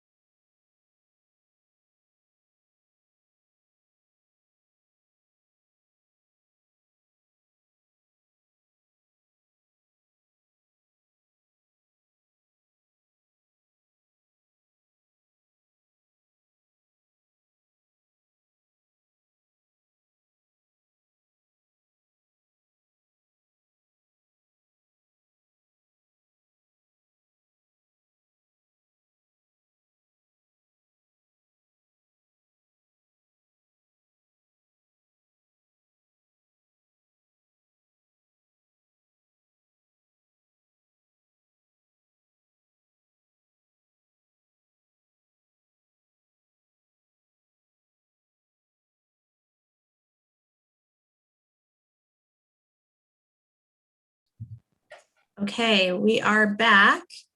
And next up, are there any updates from committee chairs? Councilor Labarge. Yes, I just want to announce that City Service is having a meeting again this month on July 26th at 4:00 p.m. And we will not be having a meeting in August. Thank you. Thank you. Councilor Maori, did I see your hand? Yeah, I just wanted to say that the Council Rules Review Select Committee is scheduled to meet Thursday, August 5th at 6 p.m. We haven't come up with a regular meeting time yet, and we'll be working on that then. But that's so it's Thursday, August 5th, 6 p.m. And of course, there's a public comment period. Thank you. Excellent. Thank you. Councilor Nash. Thank you, Council President. Community resources will not be happening this month. We don't have anything before us that's been sent to us by council, and but we may have something next month. So Enjoy the month off. Any other announcements? We can move into 1-minute ones. Councilor Thorpe. Thank you. The Welcome Back Vermonter event will be held on Monday, July 19th at 1:30 p.m. at the Northampton Rail platform next to the historic Union Station, also known as the Deck. The Deck will be open starting at 11:30 a.m. and the expandable brass band will be performing starting at 1:45 p.m. You can go to trainsinthevalley.org for more information. Thank you. Choo choo. Thank you. Anybody else? where's my train was? Oh, better find that. Okay, I don't see any other hands. So we can skip on down. Actually, I would, if it's okay with the council, I'd like to move 11 up before 10, just because 10 really is just our discussion. But for 11, I think there's some other people who have joined us. So if that's okay, we'll move on to 11, which is deliberate and vote on individual ordinance review committee recommendations. Process note says this discussion is expected to take maybe more than one meeting. Not all items may be reached for final action. So as you'll remember, the ordinance review committee presented their recommendations to us, and now it's our job to move them forward and deliberate on them and move them forward. So we have the chair, Councilor Thorpe, is here, and the other two council members, and I believe Megan Peck is here as well, and I'm not sure if Jeff is, but so we'll go through and talk about them. Solicitor Seawald is also here and can join us, and we can talk about what we want to do with these items. So let's start with first up is the recommendation to amend the Code of Ordinances to incorporate, quote, housekeeping changes. So that is Exhibit B. It's a kind of long list of things that were found by the committee that need some amendment. Councilor Thorpe, is there anything you want to talk about with these, or anyone else on the committee? Thank you, Council President Sierra. What I will tell you is that these have been reviewed by the city solicitor and are good for approval. If you look at most of them are usually to either correct a department title, change the zoning that no longer exists. So these are pretty much all the technical. I will note that under number 10, the enforcement, text to be changed, new text changed to chairman. I think that should be chair or chairperson. Okay. I didn't mean to interrupt you. I apologize. Let's make that amendment. But first, since we're now talking about some amendments, why don't we put this on the floor? So can I get a motion to approve these recommendations as written and refer them to the solicitor to put them in proper form for submission? So moved. Second. Motion made by Councilor Dwight, seconded by Councilor Thorpe. So Councilor Thorpe, would you like to make that, I think we could probably consider a Scrivener's error, yes? Yeah, Okay, so Laura, did you get that number 10? I did, thank you. Changed to chair, yes? Was that your recommendation, Councilor Thorpe? Yes, and I want to thank actually Councilor Foster, who actually brought this to my attention after the last meeting. So, credit to her for letting me know this. Definitely a typo. Thank you. We very much appreciate that. Okay, so that was 10. Is there any discussion on any of these other items that are in these housekeeping changes? All right, I don't see any raised hands. So, Laura, can we get a roll call on referring these to the solicitor, please?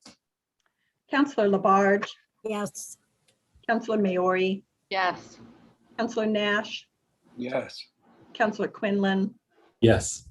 Councillor Shara. Yes. Councillor Thorpe. Yes. Councillor Dwight. Yes. Councillor Foster. Yes. And Councillor Jarrett. Yes. Okay, those get referred to the solicitor. So next on the list that we have on the agenda is going to take us to Exhibit C, item number 2. So this is recommendation to pursue special legislation to allow Northampton to adopt an ordinance to prohibit charging tenants a rental fee and instead require any such fee to be paid by the landlord. So that is Exhibit C. And so you'll see it's in this list. So, so the ones that are in this list, so Exhibit C are ordinances recommended for further study.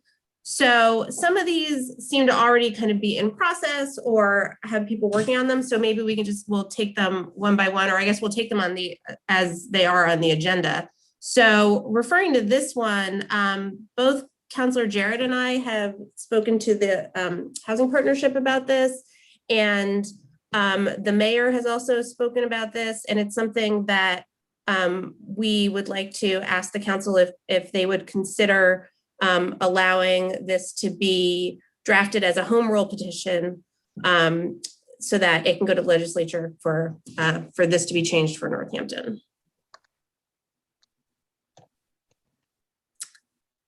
Councilor Dwight? Yeah, I'm just confused about the process, honestly. So we are requesting, and this is item number 2, this is rental agency fee system. Right? And number 2. And so we would, we're putting it in a home rule petition, and we're essentially asking the legislature's opinion or approval of establishing these rules, because if it comes back from the legislature, then we have to actually craft it as an ordinance or an order, I would assume. Mm-hmm. I mean, we're not sending it to the legislatures in the form of an order. We're in the home rule petition. So I just want to be clear on what the process would be here. Solicitor Sewell. Thank you. Good evening, everyone.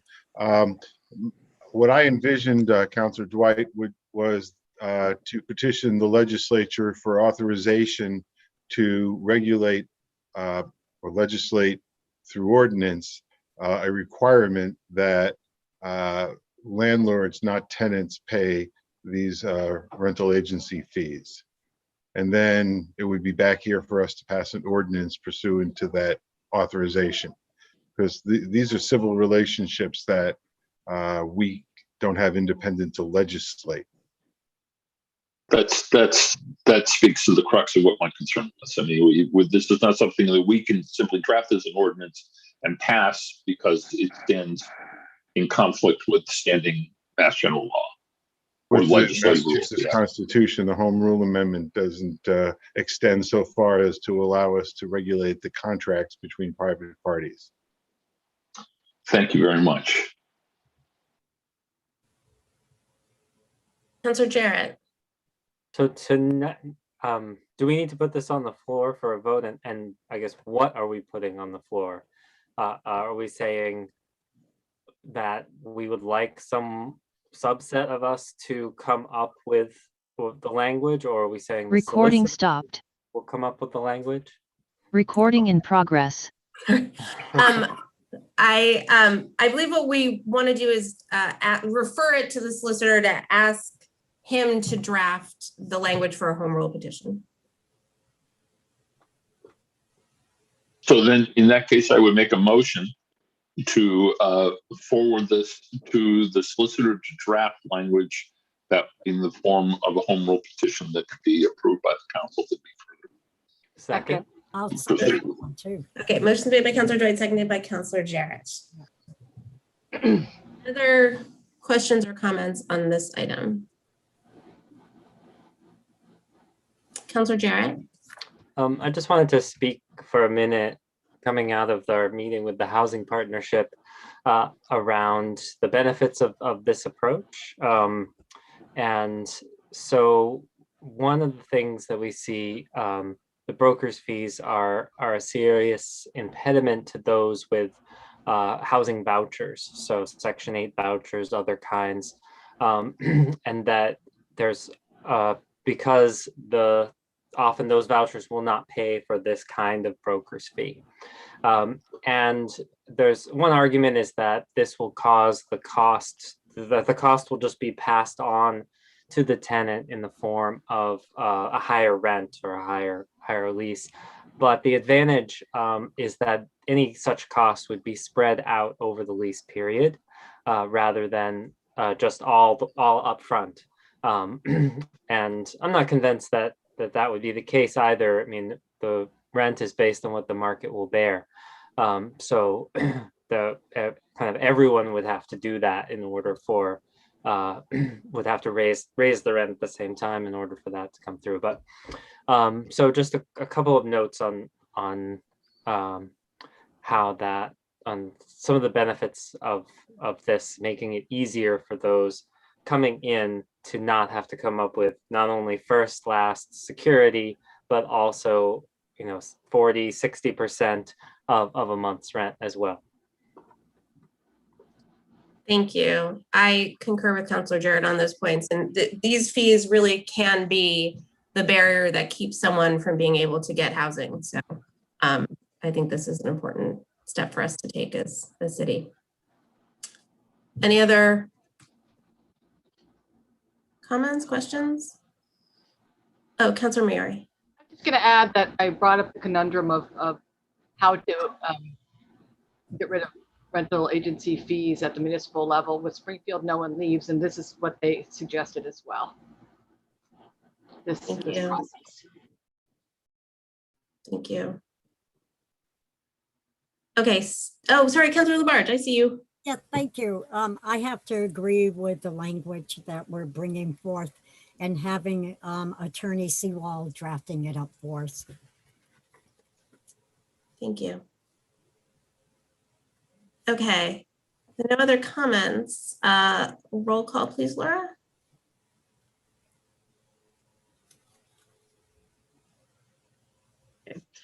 Councilor Maori, Yes.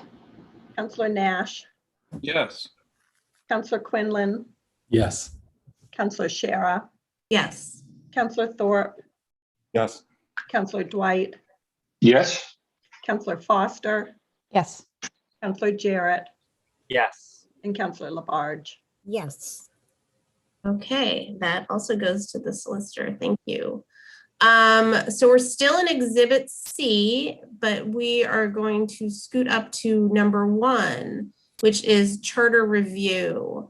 And does somebody want to, oh, and I should also note, I see there are, hi Stan, there are members of the Charter Review Commission who are also here in attendance. So if the council would so choose to recognize them.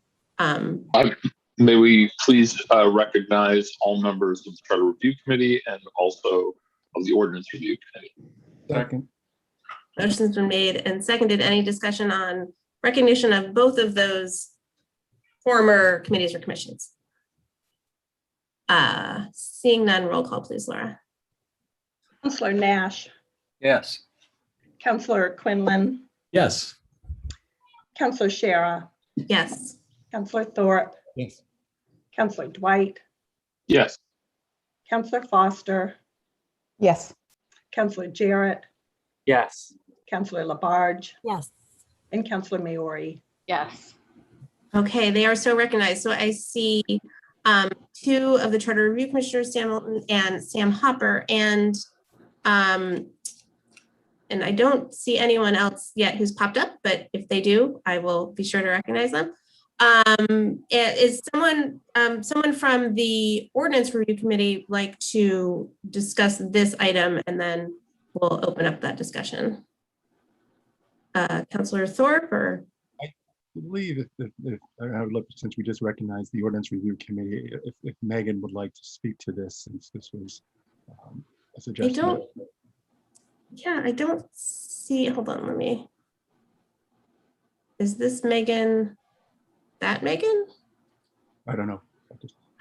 I don't know either. It's in there earlier. I know. I see a Megan. Yeah, I'm asking that Megan to unmute, but I'm not hearing anything. Nothing's happening. Okay, well, Megan, if you stepped away, you can't hear me. But if it is that Megan, then feel free to just let me know.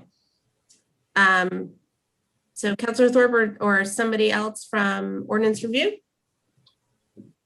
So what I can tell you is exactly what Councilor Scheer is that the Megan Pegg suggested that the committee recommend that the review of the Northampton City Charter pursuant to Section 10.6 of the Charter and Chapter 9 of the Code of Ordinance, which is undertaken at 10-year intervals in years ending in 9 and be increased in frequency.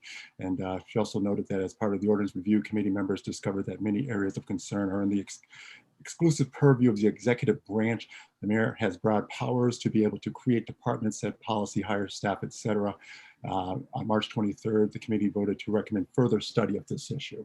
So this would be a further study. Okay, Councilor Nash, I saw your hand too. Yeah, I was good. Councilor Thorpe just nailed it. So that's what I was going to try to share.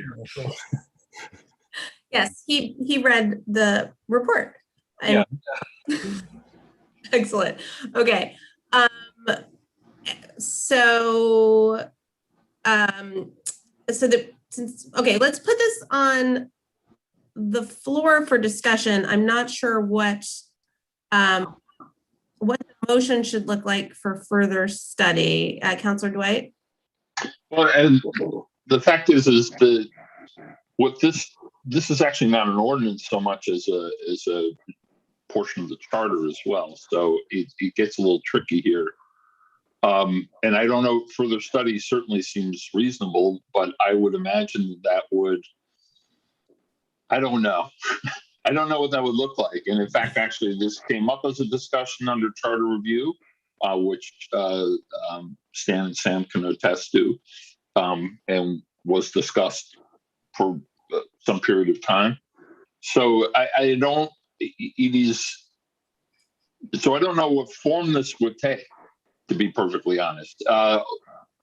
Charter reform doesn't have to come every 10 years. That's charter review, but we can actually modify and change the charter or petition to do that anytime.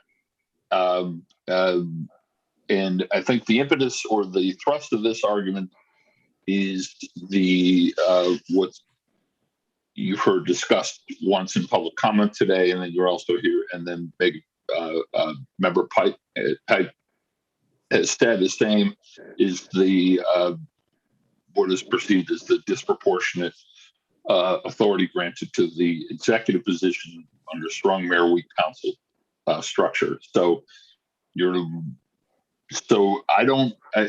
a little confused about what the process would be going forward, how this would be addressed, and so it's fair and legal. I mean, because let's remember, this was a charter in toto that was approved by a vast majority of the voters back in 2012.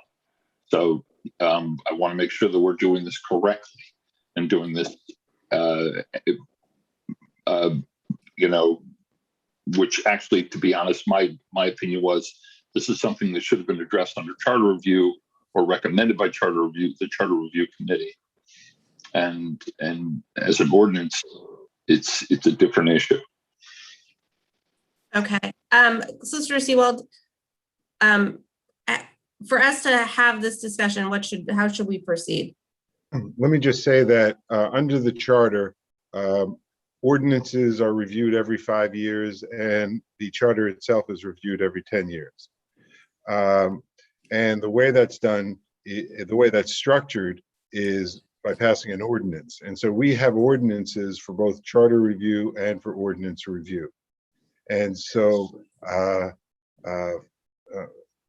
Member Peck was advocating to review charter at similar intervals to the review of ordinances, notwithstanding the fact that the charter doesn't require it.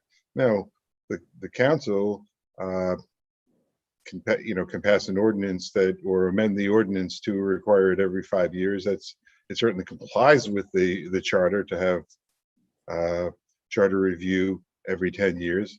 You can do it every 5 years. It's really up to you. Or as Councilor Dwight said, any councilor can introduce an order to start a process to change the charter anytime.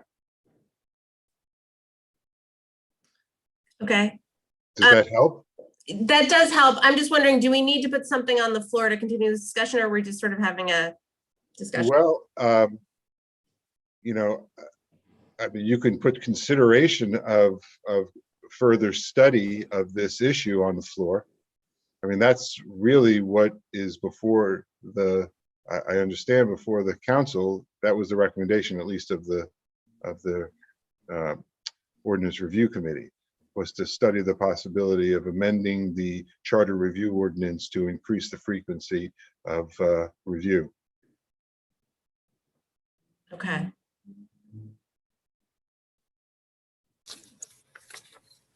Councilor Maori, Councilor Dwight, Councilor Maori. Yeah, I'm just trying to think out loud about where we could house that consideration. Does that make sense? Is there subcommittee or council rules, or yes, if anyone, maybe Council Dwight has. Councilor Dwight seems to want to answer that. Yes. Well, I was going to say, this smells like a special committee again for an ad hoc committee that would, it's one particular issue that you would come up with, that recommendations would be made, and then there's no reason for that committee to continue to stand. I don't see, it really doesn't quite fit in legislative matters, and it wouldn't really quite fit in any other committee, and it would be appropriate, I think, for one committee comprised of councilors and possibly citizens, or whatever the pleasure is, to consider the best way to proceed and make recommendations.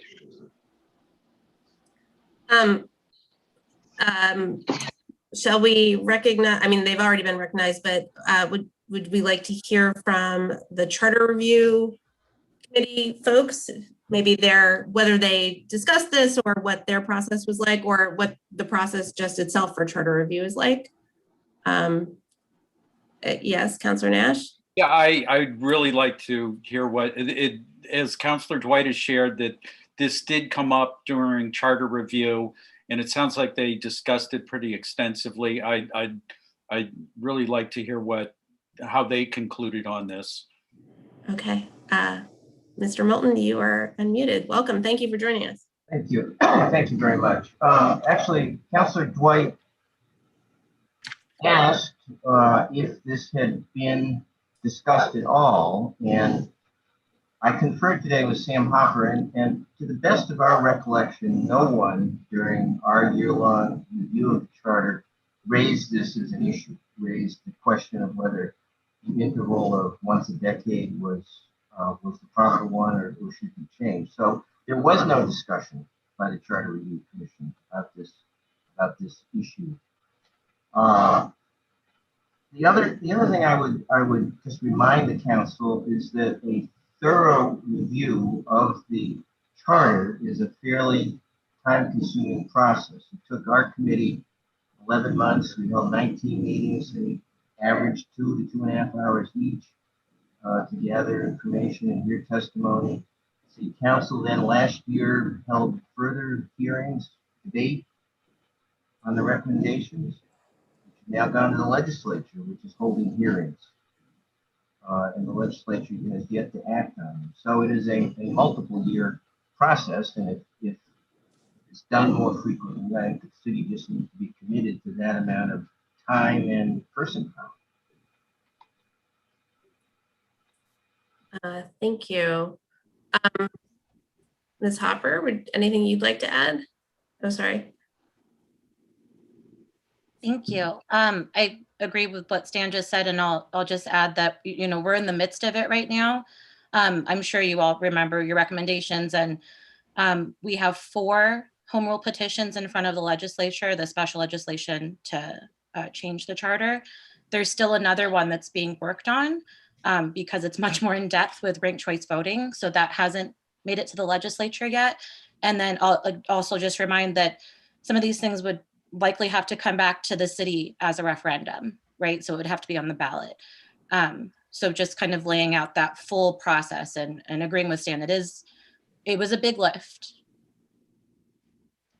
Thank you. And I'll just add a little bit of maybe sort of recent history about the charter. So we had been operating, anyone correct me if I'm wrong, but I believe we've been operating under the same charter from 1883 until we went through a charter drafting process in probably 2011, and then it was submitted in 2012, and it was passed by referendum by the voters in November 2012. And then the first election cycle that some of those changes were enacted under was the 2013 election cycle. So we went through that whole process about 9 years ago, and then we just went through the review process that happens every year that ends with a 9 in 2019. And as Ms. Hopper just said, we are still very much actually in that process. It's a very kind of long process, particularly when you send it to the legislature. Councilor Dwight. I just want to clarify, Stan's absolutely right. We did not discuss the terms, the term period of review, and that's not what I meant to say, which we did discuss at length, and actually was part of the work and weave of all conversations about the structure of governments that we had, particularly strong mayor weak council.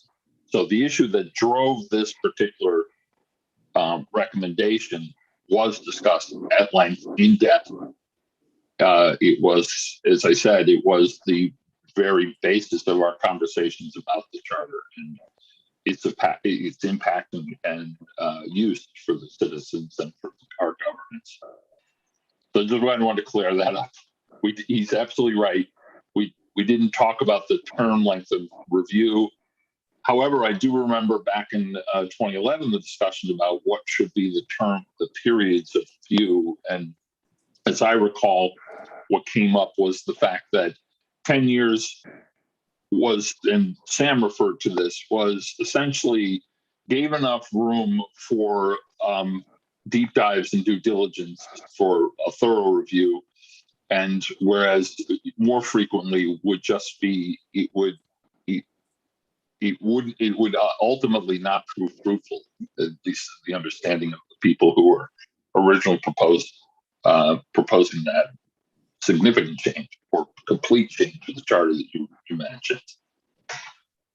And actually, Solicitor Seawall was part of that as well, of the original as well. Okay, other questions, comments? Councilor Foster. Yeah, I think what happened, or sort of timing wise, right, is the Charter Review Committee met, passed recommendations, and then the Ordinance Review Committee was tasked with reviewing ordinances, but then with the extra lens of equity in reviewing ordinances. And so that became very challenging at looking at many of the ordinances, is actually the enforcement of those ordinances comes from the executive side. So, I know that made some of the timing of looking back at the length of the charter review process very awkward, because it came after the Charter Review Committee, but that's the sort of lens through which they were looking, and then realized that many of the changes they might have recommended, my understanding of this, couldn't quite couldn't quite be done because we're actually talking about the enforcement. So Solicitor Seawald, I'm actually interested, either Councilor Dwight or Solicitor Seawald, if you could talk a little bit more, because perhaps the spirit of that recommendation, I can't speak to it because I didn't make it, but I wonder if the spirit of the recommendation is more about the flexibility to review the charter when there are these sticking points, as we're looking at our ordinances and how we govern ourselves through that equity lens. What is the process? You said any counselor could bring it forward, but if you could just talk a little bit more about that, I'd find that really helpful. In order for the charter to be changed through the special act process, the city council would have to pass an order and the mayor would have to sign it. And that order, presumably having very specific changes attached to it that we're asking the legislature to make, would then be sent off to the legislature for approval. So just like any other order for any other measure, any councilor or the mayor can initiate that order in the council, and it would go through the normal process, referral, and then ultimately to the mayor to sign and send off to the legislature.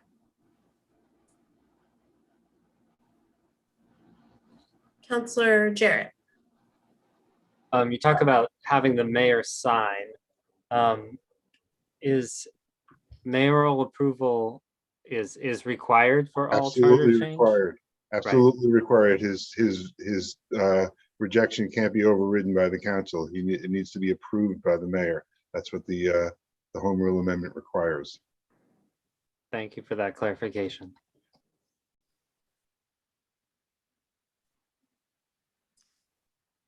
I thought I saw another hand before. I'm not seeing any right now. Oh, Councilor Maori. Yeah. Well, Councilor Foster kind of encapsulated what I was kind of trying to get at about in my head about the timing. And yeah, I don't know that we're trying to decide whether, we're not deciding how frequently we should review the charter. We're deciding what to do about, whether further study is warranted. And when the ordinance review, committee comes and says, there might be an equity issue here, I think I would be prone to say that that warrants further study.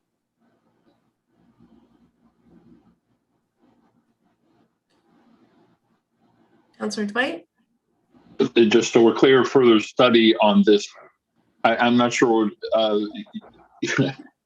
So let's say for the purpose of discussion that there's a recommendation to establish an ad hoc committee to study what exactly?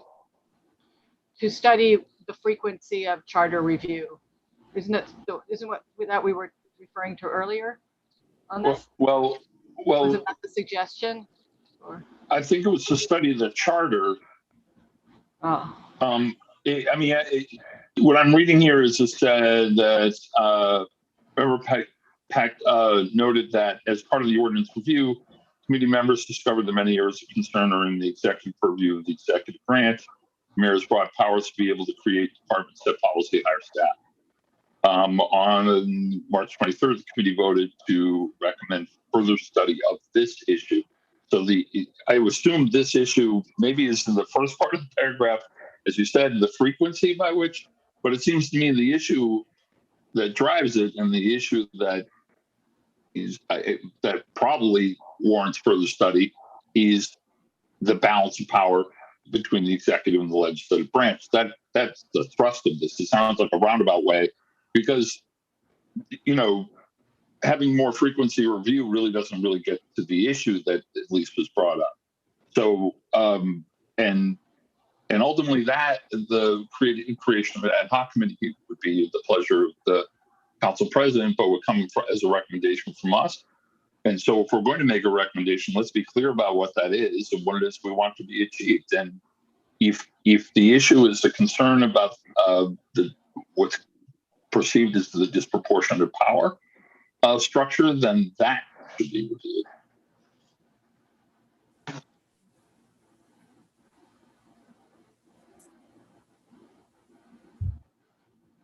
Councilor Labarge and Councilor Quinlan. Thank you. So what I'm hearing from Attorney Alan Seawald is, no matter what, if city councilors do design an order to change the charter into whatever a decision that we feel should be done, no matter what, being the legislative body, it still has to go to the mayor. And the mayor is the one that says yes or no and signs it off. So in other words, city councilors lost power right then and there of just being able to do that and send it off. So I'm seeing a little discrepancy here again about executive versus legislative as far as power. So Solicitor Seawald. Councilor Labarge, at no time and under no circumstances can a home rule petition go to the legislature unless both the city council and the mayor approve. And so the mayor can't do it without the council, and the council can't do it without the mayor. So it's completely an equal relationship in that regard. But that's state law, and it has never been the case that any council anywhere in the state can send a special act off to the legislature without the mayor's approval. And what if the mayor, Attorney Seawald, said, no, he didn't agree with it? Then it cannot be filed with the legislature. Okay. And if the mayor wanted to change the charter and the city council said no, the mayor couldn't send it off to the legislature. Okay, thank you. Councilor Quinlan. Yeah, I just was, I wanted to make sure that I understood this, because now I think I've listened myself into a circle. But so when we say that this is an issue for further study, we're saying that we want to discuss or study a more frequent review of the charter, I think, right? And then part two of that would be, I'm going to say just an example here, but say it was for every 5 years, 4 and 9, ending in 4 and 9. Now in 2024 would be the next time if the legislature approves after we and the mayor all agreed to ask, then we would ask in 2024 for the Charter Review Commission to put a specific lens on the balance of power. Is that what we're discussing? Or does the Charter Review Commission not get special lenses the same way that the Ordinance Review Commission does? Councilor Dwight. Oh, sorry. Yeah, a lot of my camera. Charter review is, we don't charge the Charter Review Committee with specific pursuits. We charge them with charter review from from every jot and every period and every capitalization. Stan will testify, and Sam will testify as well, that it is an exhaustive review, point by point. And so the balance of power could certainly be part or come up. It's basically, it's also driven significantly by testimony from the public or from other agencies and other folks. So it wouldn't be, I think it'd be inappropriate for the council to say, this is what you will review. That's why I'm saying that if this is what we want is further study, then focus on, is it the frequency of review, or is it this one dimension that compelled this particular recommendation? And I think it's, I think what's described, the balance of power and the division of powers within the community, that's a pretty meaty subject right there. And to get lost in other issues that are embedded in the charter might serve to dilute that discussion. So that's what I was asking for. I was asking for that, clarification about what it is that we're asking for. Solicitor Seawald. To Councilor Quinlan's point, the fact is neither the charter nor the ordinance under the charter has any provision for the city council to direct either the ordinance committee or the charter review committee as to what they will study. I think the council made very clear what it would like the ordinance review committee to study, and the ordinance review committee adopted that because they agreed.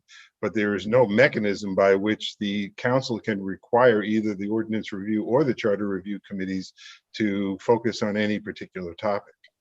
And generally what these committees do is like take some slice of the pie because the pie is just too large to do all at once.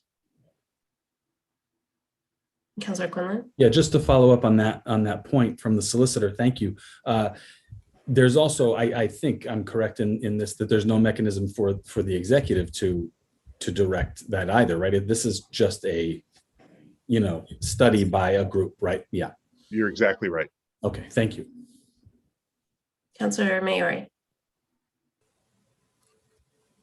Yeah, so I guess I would love some clarification from the councilors that you all unanimously passed and recommended this. Maybe you could clarify what the further study would be. Would it be, yeah, if you could clarify that that piece. I'm sorry, to clarify your clarification, do you mean the members who were on the ordinance review? Yes. Okay. Yeah. Councilor Thorpe? This was a unanimous recommendation from all of you. So if you could just clarify what further study you were thinking. Councilor Maori, this is something that came up towards the end of when we were finishing our report. And so there's no definitive answer, but we did know that before we moved on it, that this needed to be a further study, and there needs to be more clarification. So you're not going to have that answer that you're looking for at this time. I don't think unless Councilor Nash was, is I guess I'm just asking yeah, what. I think there needs to be more clarification before, Councilor Nash or Councilor Labarge, you want to weigh in? Councilor Nash? I'm going to have to agree with Councilor Thornton.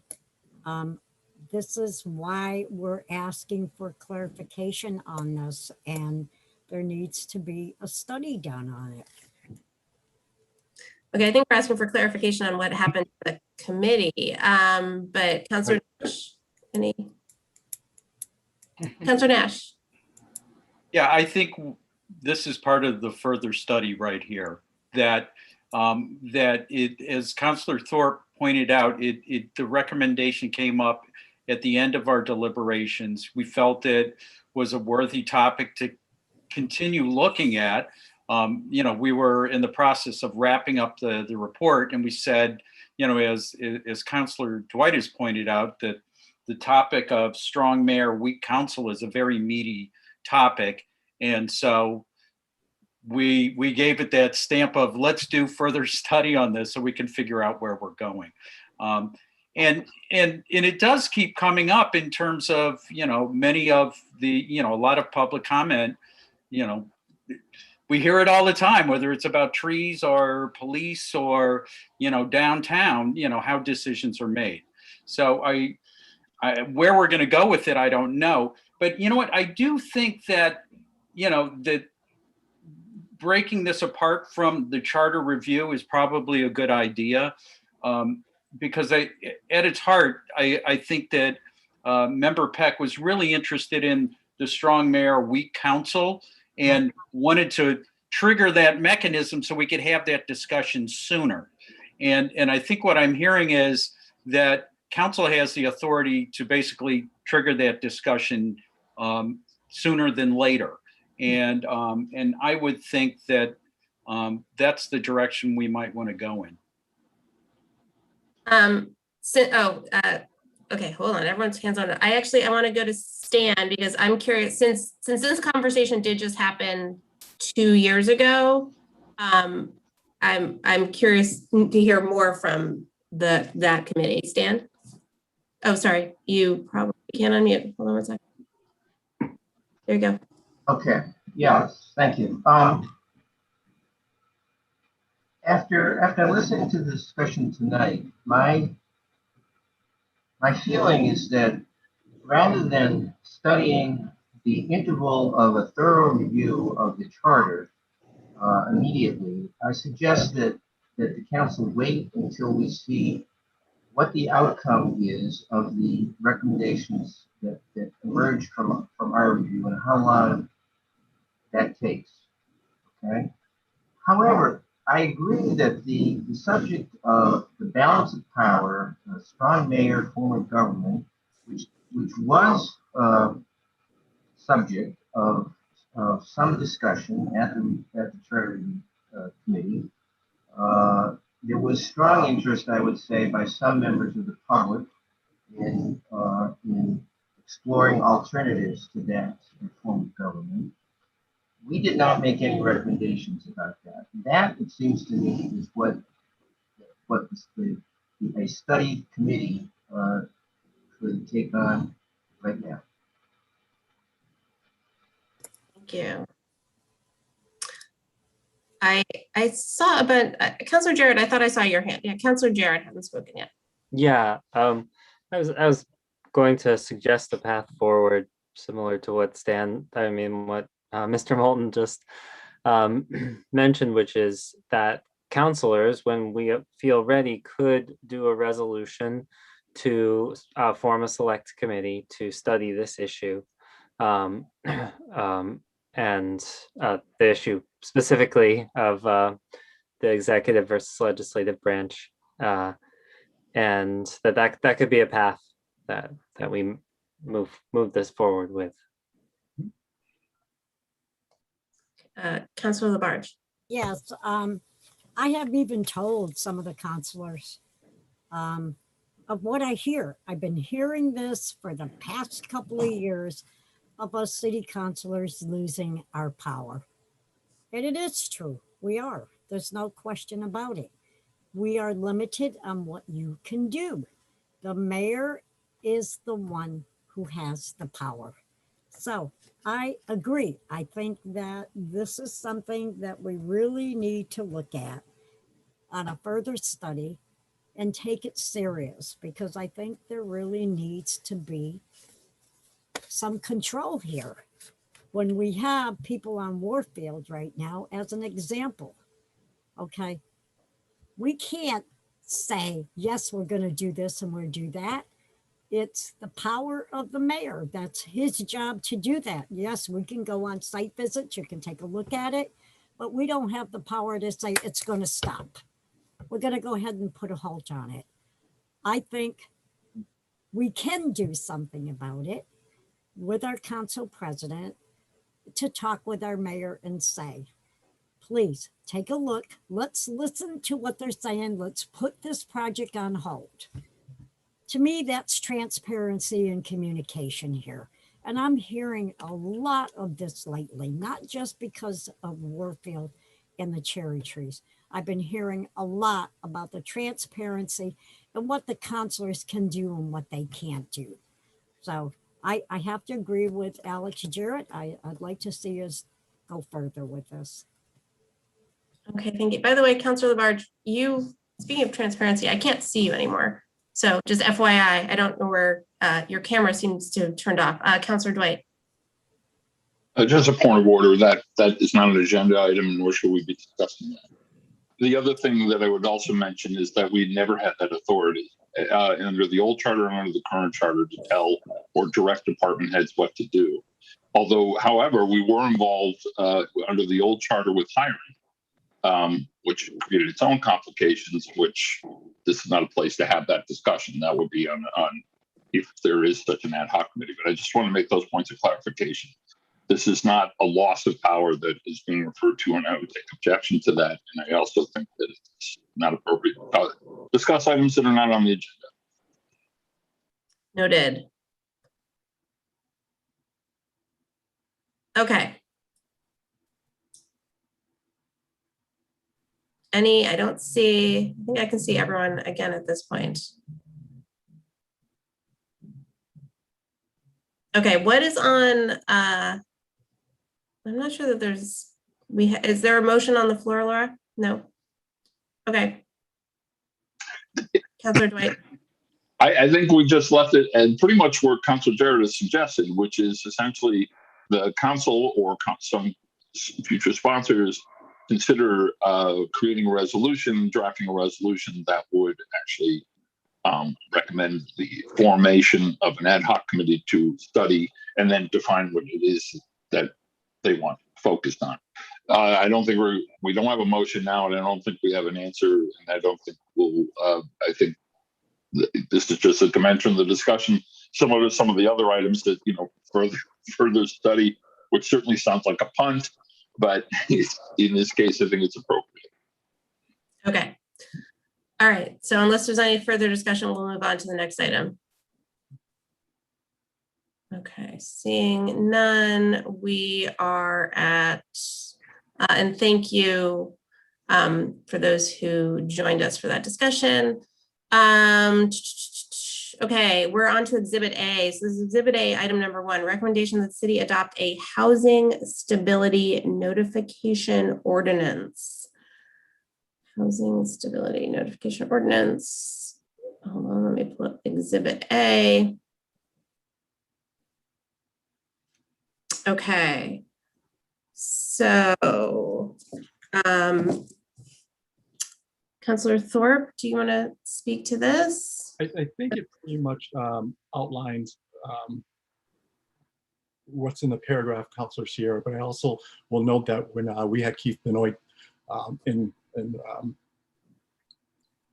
Ms. Juneau speaking back in November, they were already working on trying to craft something to that effect and had looked at similar ordinances in Somerville and in Boston. And Somerville had passed something similar last year before the pandemic. And at this time, basically had said that landlords of rental units or people foreclosing on a house have to, at the point of the notice to quit, give a list of financial units or people foreclosing on a house to. So there was a bunch of involvement in this matter. And so at that time, they were working to craft something. Somerville had its own housing stability department, and Keith Benoit also talked about the housing stability coordinator in the city. So this is something that the committee definitely agreed upon, that this is something that we should look at doing. So would you say that this is already in process and we'll expect to see the ordinance come down? I don't know what the status is at this time, Councilor. So this was, back in November of 2020. So this was already being looked at, but I do not know at this time the status of where it's at. Okay, Laura. Laura, you're muted. I spoke to Keith Benoit today just to refresh our memory, and You're the he best. has crafted an ordinance, but what was up in the air about the ordinance was what city department would be responsible for enforcing the ordinance. And I think he had approached the Board of Health back at the time when we were in the midst of the pandemic. And of course, at that time, there was no bandwidth to administer such a thing. So the question was, should it be the building department or the health department? So there are some things undecided in the ordinance, but it's basically drafted, is my understanding. Okay, so we will see it at some point, hopefully soon, you think? It might need prompting from the council to reactivate it. I'm not quite sure about whether there's intention to bring it forward at this point. That Keith that I think the question is still undecided of who would be administering it. Okay. Enforcing it. Okay.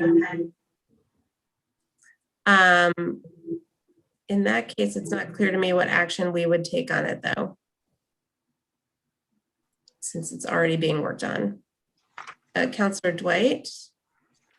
Well, if I could suggest, actually, and I don't want to put this on anyone, but Councilor Nash, of course, was instrumental in this, and if he followed up and might be considered one of the sponsors, follow up and the creation of the ordinance and we can leave it on the council floor as to try to figure out the best enforcement agency or implementation agency as well when we discuss the ordinance. But yeah, there's nothing to vote on unless there's something to vote on. Right. We don't have anything to vote on. Counselor Nash, do you want to weigh in? I'm happy to reach out to Keith and find out where things stand and see what we can do to further things along here. Excellent. Thank you for that. You're welcome. So then we can move to, so this is also Exhibit A, but this is item number 4, recommendation to adopt ordinance to allow first floor residential use in downtown and Florence Center. Anyone, Councilor Thorpe, do you have information on this? Do, Madam Clerk. So we were fortunate to have Director Wayne Fiden come and speak to our group back in November of 2020 regarding this matter. He actually had a presentation for us regarding social justice issues. And one of the things they were looking at was to add first floor residential, but not in a commercial core. So back in November, he presented this to our Ordinance Review Committee regarding, liberalizing residential in Florence Center and downtown.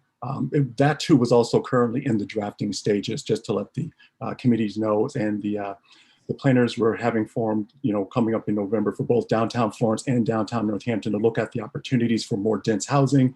At that time, Mr. Fiden had told the group that commercial districts have always allowed incredible dense housing, but have always required the first floor units to be commercial.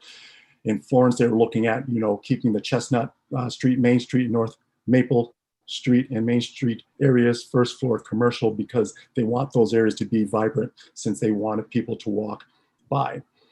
However, in the less dense area in between, and we had a map at that time, they were looking at proposing to allow residential on the first floor. It would help Florence by allowing more people to live within the walking distance and allow property owners more options to create more housing opportunities at all levels of the market.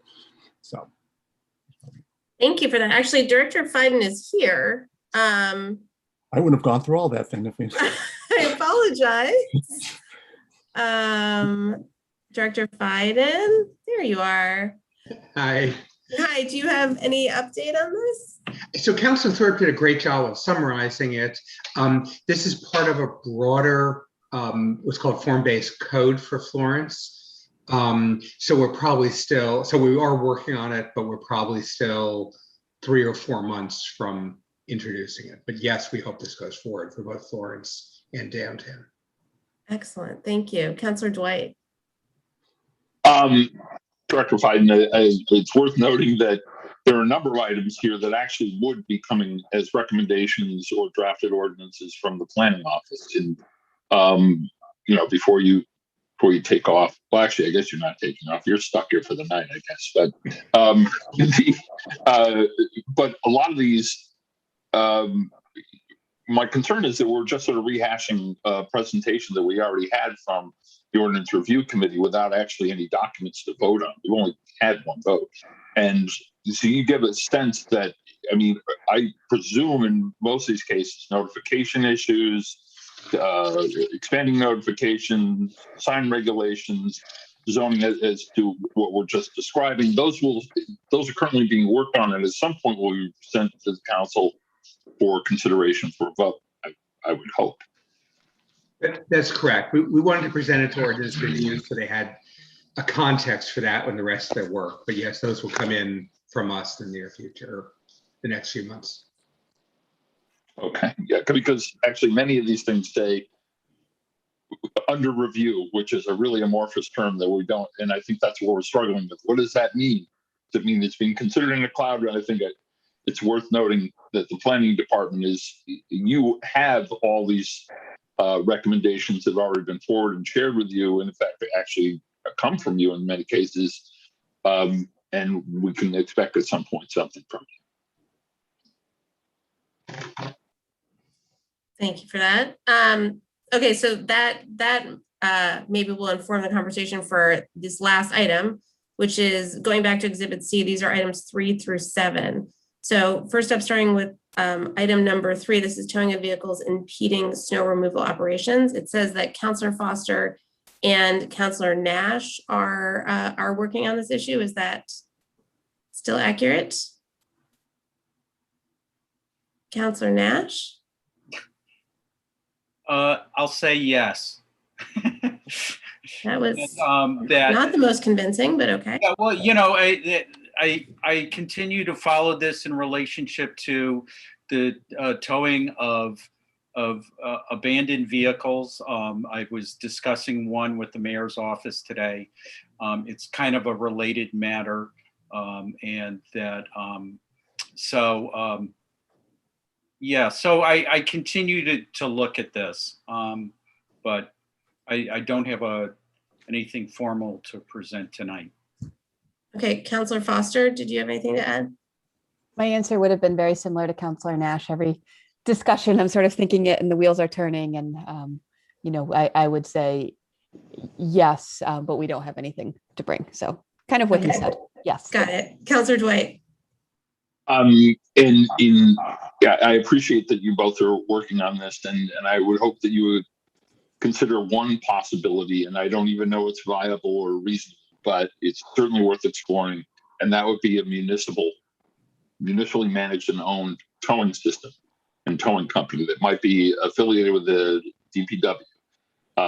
Now, there are probably people pulling out their hair of the fact that I'm suggesting this, but as opposed to private contracting, because that would allow us greater latitude in forgiveness and adjustment of fees,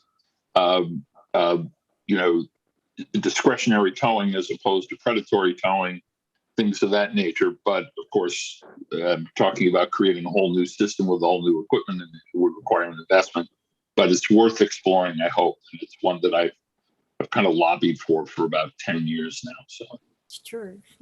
I'm sure you're giving the DPW director heart palpitations right now. Okay, so moving on to the next one, number 4, general sign regulations. I can say that this is something that actually I have been working on with the city solicitor for quite a while. Counselor Jarrett, I would be delighted to have you join me looking at this, and can pull you into that conversation, and we can see when that could come forward. Okay, does that sound good? That sounds good. Thank you. Excellent. I would be grateful for the help. Next, number 5, proposal to expand notification under section 350-3.5. This is expand notification of proposed changes to zoning district lines to include owners and tenants of abutting properties in addition to owners of affected properties.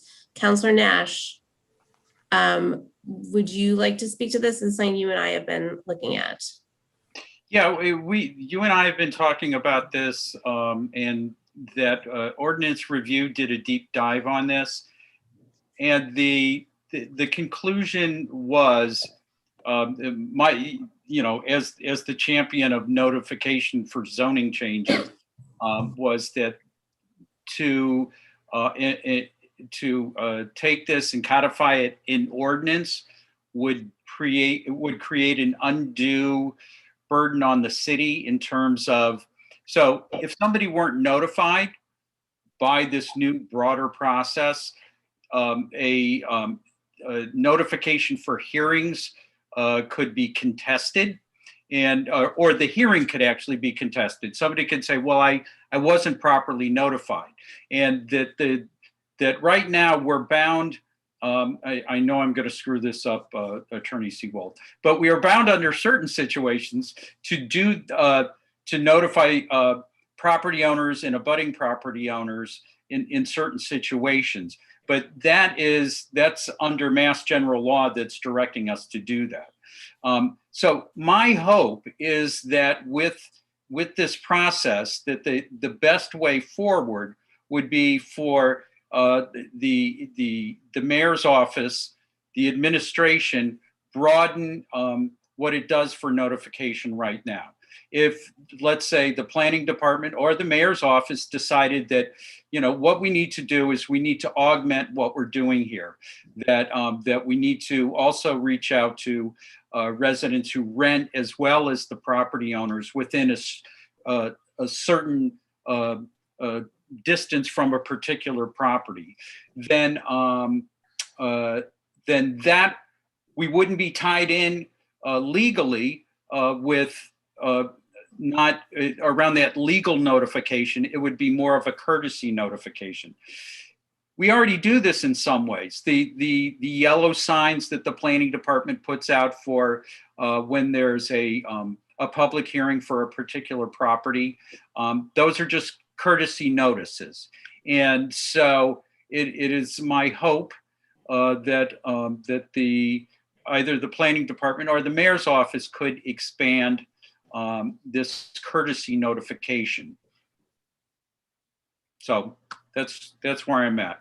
Thank you. Councilor Labarge. Yes, and I support everything that Councilor Nash has stated. I think it's very critical, no matter if you rent or not, that you be part of the system. And I support what Councilor Nash has brought forth. Excellent. Well, we'll keep working on it and maybe we can actually bring it forth. Councilor Quinlan. Yeah, I also support what you've just said, Councilor Nash and our council president working on this together. This is something that has plainly been stated to me by a number of residents that were outside of a certain boundary or something that didn't feel that they were properly notified. And I think expanding that and making better use of many different systems to get the word out is very important. So I appreciate this. Excellent. Okay. Let's power through this. Commercial buffer, number 6, commercial buffer zone proposal. Councilor Jarrett, you are working on this. Yes. Yeah, Yes. I was working on it, but after discussion with the city solicitor, I decided not to. Originally, the thought was we were talking about trash removal that was dumpster size, but we realized it would also apply potentially to my business and relate to that. So I've decided to recuse myself. But Councilor Nash is also working on it. So I hope he can speak to that while I'm recused. Okay, we're gonna throw this to Councilor Nash. Yeah, so I'm working to figure out the scope of the problem, and I'm also working. Attorney Seawald and I were talking just the other day about, the language that we have around regulating trash haulers needs to be either changed or cleaned up. That the manner that we let haulers know what is going on needs to be clarified.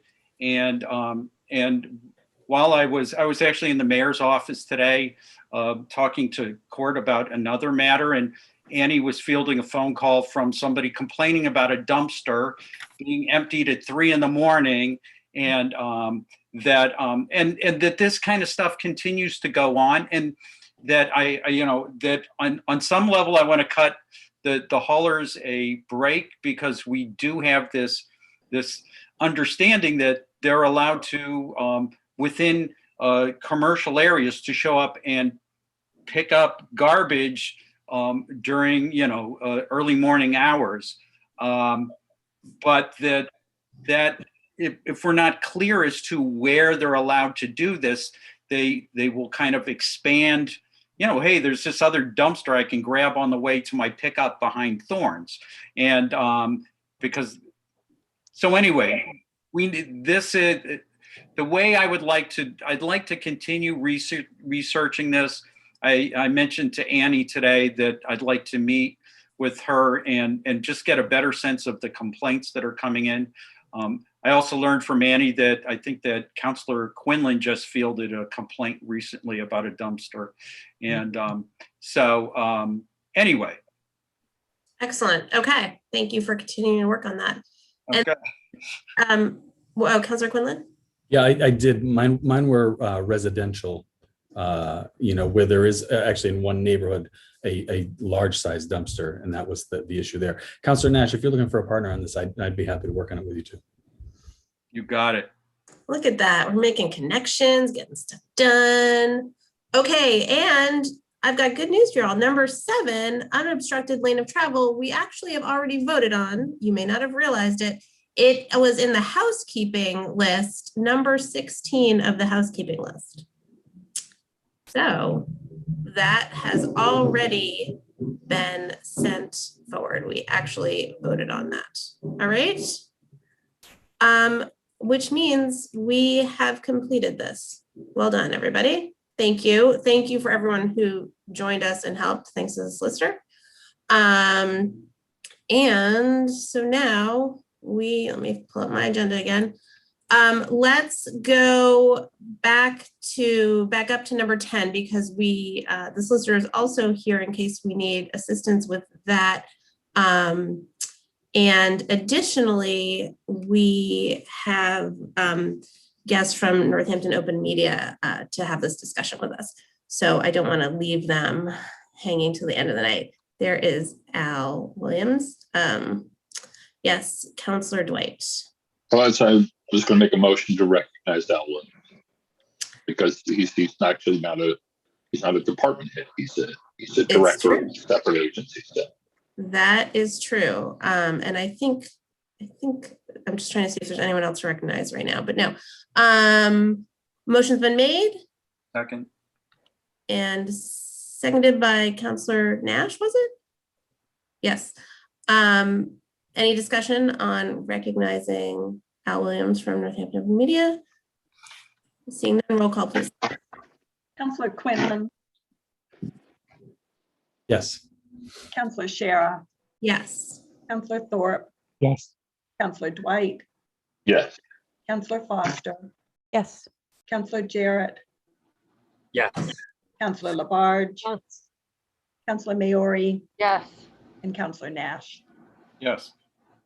Okay, Al, you're recognized. Welcome. And so just to give a little bit of background, this is a discussion I wanted to have with the council about how we want to go forward with the remainder of the term. So just to kind of remind everyone, right before we last met for our regular council meeting, just under the wire, the governor and the state legislature on June 16th extended the certain COVID measures adopted during the state of emergency, end quote, by an act that keeps provisions of open meeting law suspended until now, April 1st, 2022. So the main provisions being that public bodies may continue to provide what's considered adequate alternative means of public access to the deliberations of a public body instead of holding meetings in a public space or a public place that's open and physically accessible to the public. So now the Rules Select Committee is considering how the council should conduct meetings within our own rules, though their recommendations are not expected until closer to the end of the term. Additionally, we don't know if or how open meeting law will be amended by the state when the extension ends in April. So, that's something else for the Rules Select Committee will need to consider is that sort of unknown.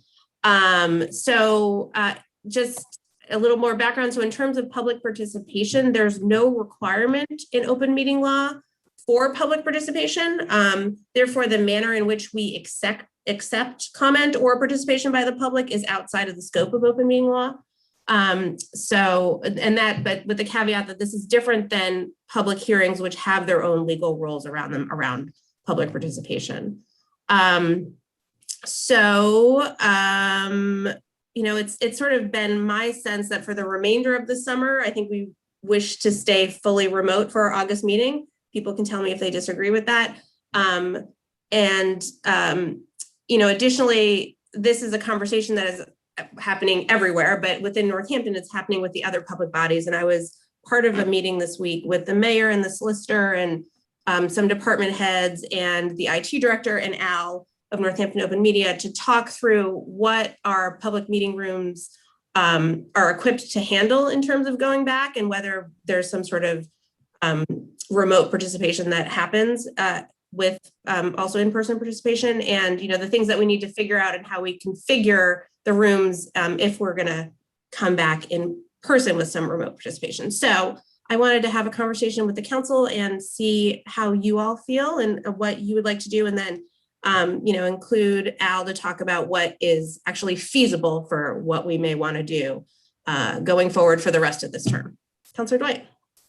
We talk about what's feasible first rather than lay out our wish list, because it seems to me it would cut down on the time, maybe. That certainly makes sense. Al, would you like to weigh in?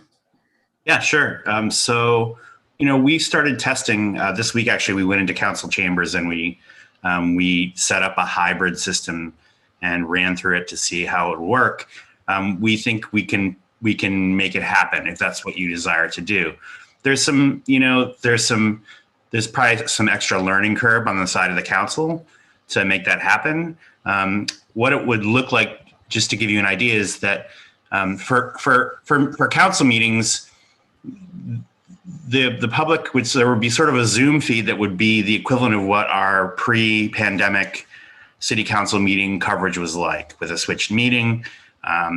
And that would be an entity inside of the Zoom meeting. There would also have to be someone who's in city council chambers who's running the Zoom meeting, like whoever manages it now is running it. So there would sort of be two separate Zoom meetings going on. One of them would be hosted inside a computer in our control room, or that computer could also be outside in city council chambers. That's going to provide the feeds for the public and also feed the monitors in the room. And the person who's controlling the meeting currently or managing the meeting would still manage that meeting, because that person needs to see and be able to do things like mute people or unmute people or kick people out or whatever sort of business that you need to do to conduct your meetings. And that view that allows someone to manage that meeting isn't necessarily one that's conducive to providing good images to the rest of the room. That's why it would be split into two meetings. Two participants, not two meetings, sorry. I don't want to scare you there. We're not going to double the number of meetings here. So that's sort of the feel of it. And there also be, from a perspective, obviously, that doesn't involve us, just how the meetings are run in terms of how you're navigating moving public comment from people in the room to people on Zoom, and who's doing that and how you're tracking that. I think that'll probably be some degree of learning curve as this all moves forward. And then, of course, after council, when council is not in the room, but other people are in the room, because we are not present for every single meeting that happens in that room, what we would do is provide a feed from our central camera that would provide a wide shot of the room from our PTZ cameras, which are the robotic cameras you see mounted on the walls in there. And those would provide a wide shot of whoever's meeting in the room, and it'd be a system that people would turn on. And beyond that, so that's how far we've gotten in terms of our thinking and testing. And past that, some of our next steps include testing JFK school committee room, because it's a little bit of a different setup there, and also the room on the second floor of City Hall. Thank you.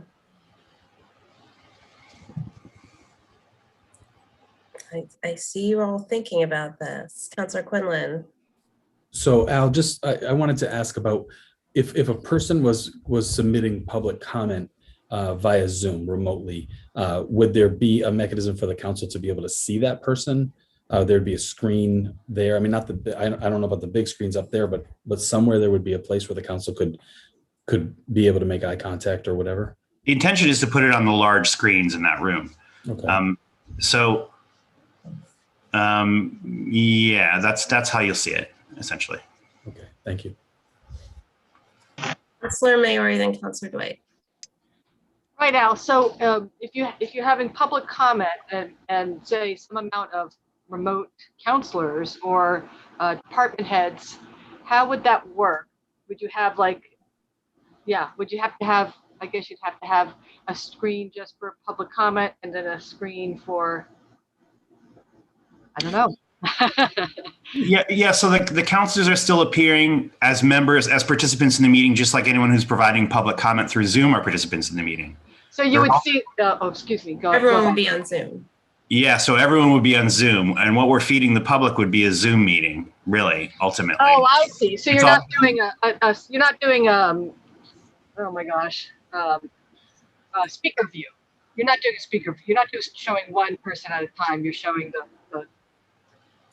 you're going to see, I think you are going to see speaker view. You're going to see the person if someone's giving public comment, you're going to see that person. If there's someone who's talking on Zoom, you're going to hear that comment. If there's someone who is talking into a camera that we're switching on, you're also going to hear that comment. And all of that, so our production is basically fed into Zoom. The production that we do inside that room becomes an entity inside of Zoom. It's a little hard even for. Now I get it. Wow, it's kind of, yeah, it's a little meta, but I think I'm getting it. Thank you. Councilor Dwight. So essentially, how the customers experience the people watching at home or even watching via Zoom or certainly through NOM would not be much different than what they're experiencing now. You guys do speaker view, and if someone's speaking during public comment, they would show up. If someone spoke in public, the tricky part, of course, comes when someone speaks in public comment in the public venue, of course. And if you're a wide angle, just space, you get the back of their head. You're not going to get, unless you guys run the robotics so that you get their face, right? But it sounds, it sounds doable. Doesn't sound ideal by any stretch, and it certainly sounds like it's going to be particularly challenging for the council president, for Laura, as well. I think, as you said, there will be a learning curve. We've already experienced one learning curve, which is when we went to Zoom. I think it's one we could probably survive if everyone approaches this with understanding and patience. And that the idea is to expand and increase everyone's opportunity for access to government and also participation. The fact is that there will be challenges, and this is less on you because you guys do the broadcast, but then of course Antonio Pagan, who's the IT director, has to make sure that we, for instance, it's been a while, but it's been a year. But for instance, those of us who come to the meetings with laptops can actually also view it in the Zoom or do it in the Zoom format, use the Zoom cameras, talk just the way we are now for your perspective, or for the for the public's perspective. We'll just be in a public room as opposed to sitting here in our respective homes and our respective dens or wherever the hell we hide. But what I'm hearing with some caveats is at least the prospect that this is doable.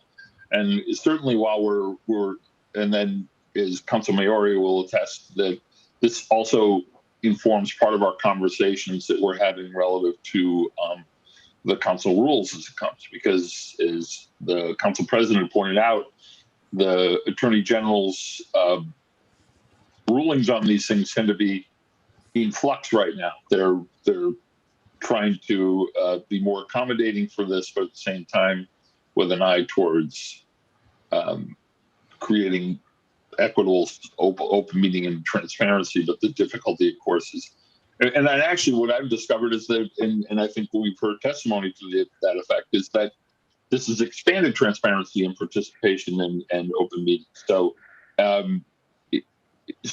I'm hopeful that, in the, what do we have, Laura, 7 meetings left in this term, something like that? Sounds about right. Yeah, I think like 7 meetings to a month, and yeah. Okay, so we have 7 meetings left to try and figure this out. 4 months. so and 9 meetings.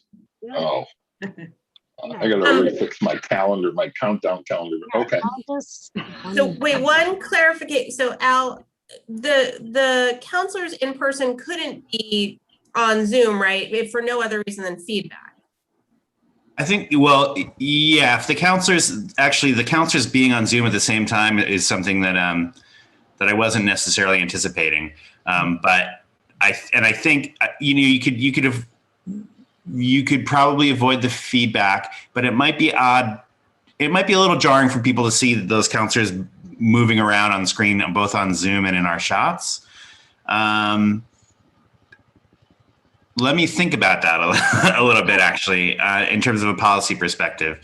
And also, it would be great for us if you didn't meet in August that way, because we've only really had this one time to test it out, and we really would. There's still some surety I would like to have, and we can come back and talk to you in August about that too, just to confirm that. But I mean, in a certain way, the ideal meeting is everyone on Zoom if everyone had access to it. And I think that the difference you're going to see is not so much in council, but in other meetings that happened because they're only going to be on wide shots now from the room, or there's that potential that people are not going to have the intimacy of seeing such a close-up shot as they've appreciated during the pandemic. So there's probably going to be some things like that and some different kinds of public feedback that I would anticipate that will inform us on how to tweak however we can. And Councillor Foster. Actually, Al, you brought up one of the points I was thinking of, that occasionally I've needed to look through old committee meeting video to get some information or get some context around a discussion. And it's really difficult, that wide angle, to like you can hear, but it's kind of not engaging. And I think, there was an initial learning curve to meeting as a council at the beginning of this. But what we've seen, the public participation, there's an egalitarian factor that we're seeing where it's hard to quite put it well, but we're kind of all, maybe we're showing up in speaker view, or we're all in these boxes on the screen, and there's kind of an egalitarian thing to it, and especially it does show up in the committees, like you mentioned, the wide angle. And so I guess the question I've been asking myself, as in this discussion is, are we able as a council to meet our obligations well in the way that we're meeting right now? And it sure seems to me like we are. I think the number of voice votes we have to do rather than, roll call votes rather than voice votes. Yes, that holds up the meetings. It takes a while, but I feel like as a council, we're actually really meeting the functions of our charge, and we're doing it really well. And I did talk yesterday, just very briefly, with two of the department heads we see kind of the most often at our meetings as well, about appearing remotely. And I've noticed it, I was only, 3 months in person with you all before we went remote. But the ability of a department head to sort of pop in as needed, but not necessarily to spend the entire meeting with us, I think in some ways actually increases our access to department heads. And it is, maybe committee members that are joining, members of the public. I think in some ways we're seeing increased access in a variety of ways. And just a statistic I read that I think is interesting for this discussion is that it's estimated about 80% of American adults own smartphones right now. So actually, a really, really significant portion of the population has the ability to attend the meetings in the way that we're holding them. Whereas, as we've seen over the years in the studies of people who do attend municipal government meetings and participate in public comment, do skew significantly older, whiter homeowner. So there is a real, I got to say, I see an awful lot of advantages to the way we're meeting right now. Thank you. And you bring up a good point, which is that even if the council goes back in person to a certain extent, if even one counselor is remote, then every vote has to be a roll call. Al? I was just going to say that in what we're trying to do here, what we've been trying to do in the short term is really just get a workable solution going. When I think about, there are other options. In a perfect world, every desk you're sitting at in that council chambers has a webcam on it, and they're all committed. They're all connected to mini computers that are connected to Zoom or connected to some sort of conferencing platform, and it's very seamless. And there's just questions about how much bandwidth that would require, and whether you could, how much you could move the tables around in a setup like that. There are a different set of questions, but that's not something that's necessarily impossible. I don't think we've put our head around exactly how to do that yet, but that's I think a future look. That feels like future government to me a little bit. And the other part of it is that if you really wanted to, well, one, I think we talked about it in the meeting with the mayor that obviously not every committee has to have the same set of rules necessarily in terms of engaging people. So that's one thing. And the other one is just that if the council decided to not meet in a hybrid model, we could set up a place maybe for people who don't have access to things like smartphones or laptops as a place to go. That could be in council chambers. It could be like almost a viewing room. So there's other potential directions. That's all I mean. Thank you. And I appreciate that you, I mean, always, but during this time, Northampton Media has always been very generous and, you know, first to say, we will make this work, or what, you know, if people need equipment, we'll help them get whatever they need to have that access. So thank you so much, Al. Councilor Dwight. Of course, this all depends on how the Attorney General finally decides how these things are going to go. And then, and maybe by the extension, right now, the legislature seems to be struggling with their own transparency, but they may come up with some new rules for us that hopefully take into consideration. I mean, COVID really kind of prompted this. Before, everyone was just sort of really barely dipping their toe into remote participation, and there were all sorts of restrictions and limitations on it. COVID forced the hand. And right now, as you say, that suddenly it's become all sorts of new and interesting dimensions of this have opened up, and how we actually do this. But ultimately, you know, we basically have a year before we go back to what everyone used to describe as normal. And that would mean public participation, and then only special circumstances that allow for remote participation from the members of the body. Public participation, however, is not regulated or dictated by the Attorney General. That's actually by us. And so hopefully with the help of NOM and with the help of Antonio, among others, we can actually facilitate that and make it work in a way that actually can be appreciated, understood, and accessible to as many people as possible. So basically what we're deciding now is whether, you know, what are we going to do for these remaining 7, which I'm saying hopefully, but it turns out it might be 9 meetings left, and that how we're going to continue to, and it's going to change over the course of that as well, in all likelihood, right? I mean, we may start with a hybrid model and then move over to a full public model. I don't know, but it seems to me it's the consensus of this group, at least, to go the most complicated route, which is the hybrid route, but it's the one that actually seems to tick as many boxes as possible. And all I ask is that the public and the council approach us with the appropriate patience and understanding as we try to make sure this happens. Councilor Maori. Yeah, I wanted to thank Councilor Foster for her insights on that. I hadn't actually thought about the way there's an egalitarianism in terms of the boxes all being equal, as opposed to our what has been described as slightly intimidating chamber setup. And I just want to, I think part of this conversation really spurns like what is our goal here? And a lot of the whole pandemic talk is like get back to normal, and or maybe new normal. But I think there was big flaws in the old normal, and I think this is an opportunity to really more consciously choose, a path forward. And I don't think there's any normal in my book to get back to anymore. And I think we've learned a lot. And Councilor Dwight is correct that I think it went out long enough, the pandemic, that it did force a lot of folks' hand. There's residents that I was concerned about in the beginning having access and learning, Zoom, and there's reluctance. And then, by the 8th month, they had a Zoom account and they were learning. And I just wanted to gently push back a little. I'm not sure that there is any.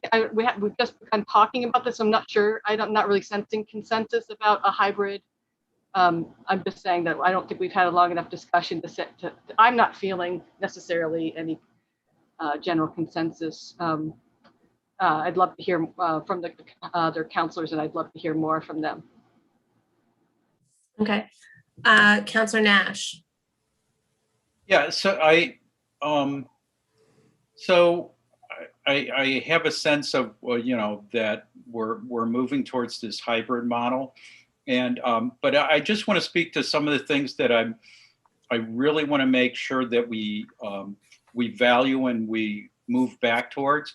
Like I want to tell you, I miss Councilor Labarge's sharing candy. That that was a really nice thing, that the meeting would get late and Councilor Labarge would start passing candy down the row, that type of thing. I miss, meeting with people before the meeting, meeting with colleagues and department heads and building relationships.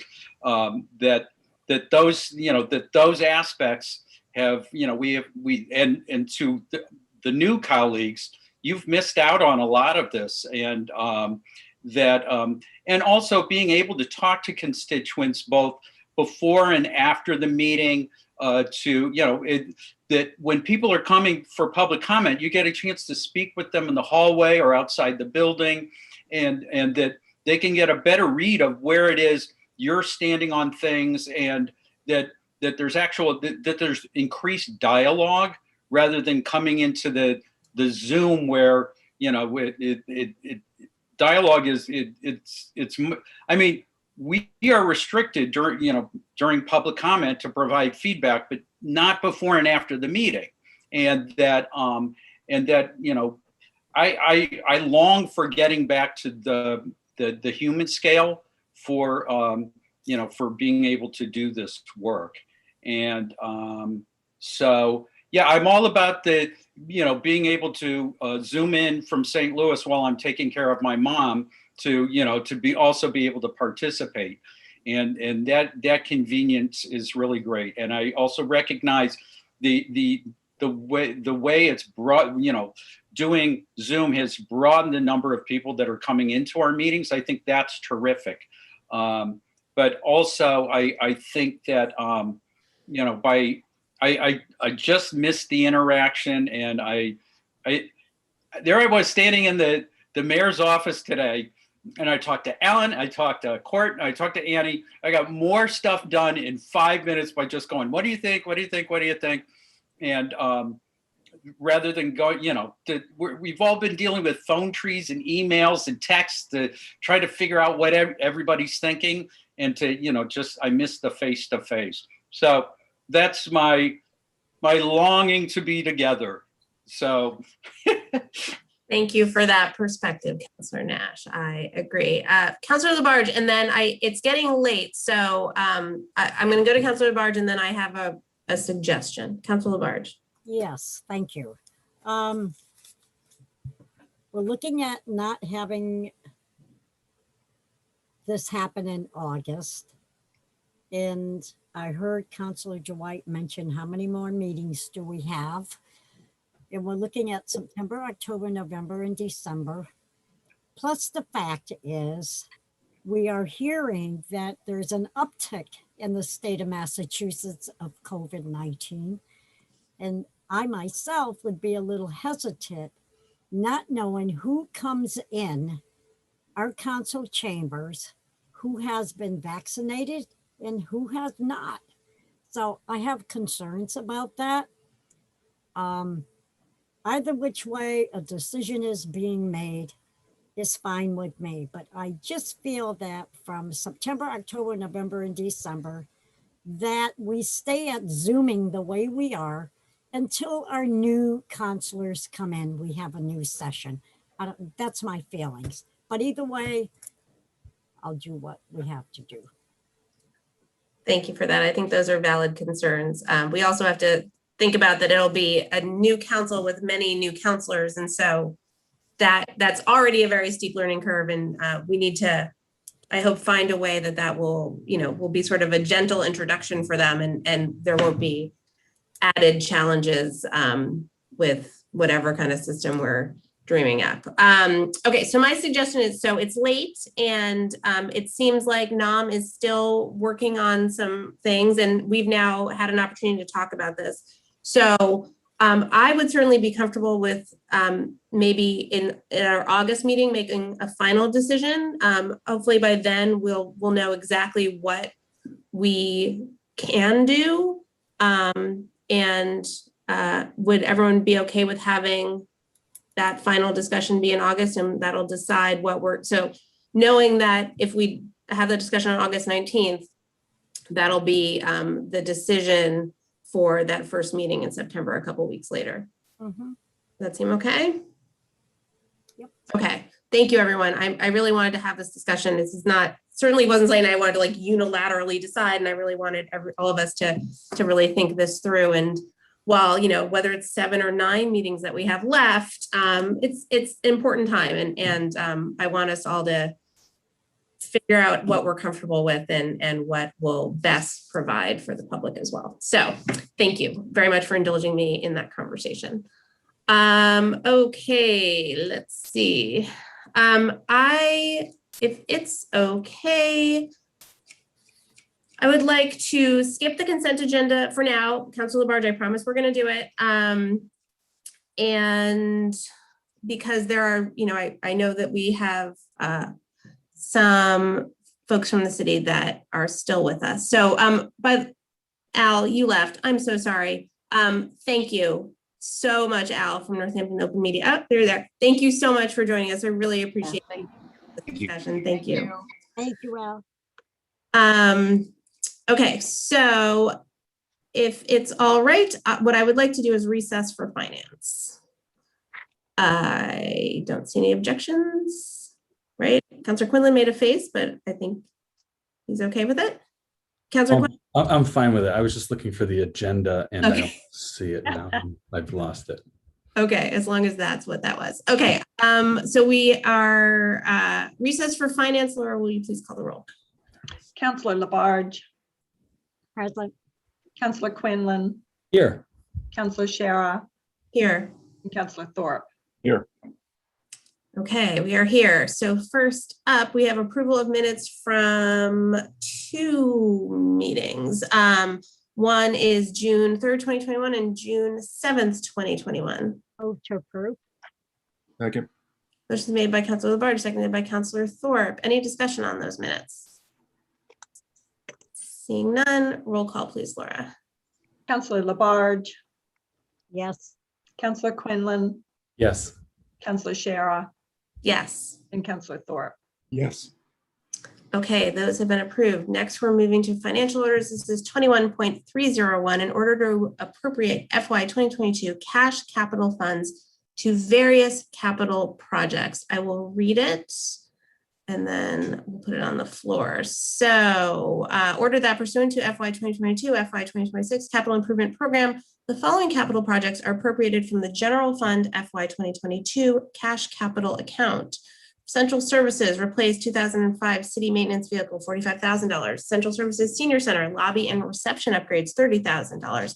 IT dispatch, radio, computer servers and stations, $16,000. IT Northampton Public Schools, high school PA system replacements, $30,000. Planning, multi-use trails, $50,000. Planning conservation equipment storage, $15,000. Fire rescue, replace 1998 quad with UTV, $26,500. Parks and Recreation, city fields improvements, $15,000. Northampton Public Schools, JFK cafeteria, replace walk-in freezer, $30,000. Northampton Public Schools leads, playground fencing, $25,000. Northampton Public Schools, JFK, window repairs, $20,000. Public Schools leads, window replacement, engineering design, $30,000. Smith Vocational Agricultural High School, window replacement, $50,000. DPW, traffic calming, $25,000 for a total of $407,500. And we, is there a motion? I make Move deposit. move it. Second. Motion made by Councilor Labarge, seconded by Councilor Quinlan. And we have Director Nardi who is joining us this evening. Welcome. Thank you for being here. Oh, we can't hear you. Hold on. Am I there? There Good you go. evening. Good evening. Good evening. Thank you, President Shara, and good evening, councilors. Thanks for joining us. So these are some, you know, these capital transfers or appropriating the cash capital funds to capital projects. Anything you want to share with us, or shall I see if there are any questions from councilors? Nope, these are the regular, this is an annual vote. This is the capital cash projects that you voted as part of the budget. So at this point, you've already voted the $407,500, and now we are actually allocating all of that money into these individual projects. Excellent, thank you. Councilors, any questions for Director Nardi? Councilor Quinlan. I had a question about the Parks and Rec city field improvement. That goes to Parks and Rec and not to the DPW? Because I think the DPW manages most of the fields, right? I was curious about that. So as I understand it, I know this $15,000 goes annually to Parks and Rec. And I know when I met with the Parks and Rec director, Anne Marie Moggio, I know she talked about this. So I think this particular money, and I can't, because I'm still new, I don't know exactly what the $15,000 goes to, but I know it's under her direction. Okay, we're going to learn about this together. Yes. So if you want me to find out something specific, I'm happy to go after that and come back to you. Yeah, no, I'll be in touch with Director Moggio, and I'll copy you on it too, so that we can both find out the answer. Thank you. Sounds great. Thank you. Councillor Labarge. Yes, Charlene, it looks like you're asking for 2 readings on this, correct? I am. Okay, thank you. Thank you for noting that. Councillor Quinlan, is that okay if we do 2 readings? Yes, thank you. Okay, and we'll find out that information. Okay. Are there any other questions or comments on these? Oh, Councillor Jarrett. Director, I'm getting a lot of questions from my constituents about the upgrades to the senior center. And I don't know if you're the right person to have the answer to this, but I wondered if you could just speak to what is happening there with the lobby and the reception. That's what this will be paying for, correct?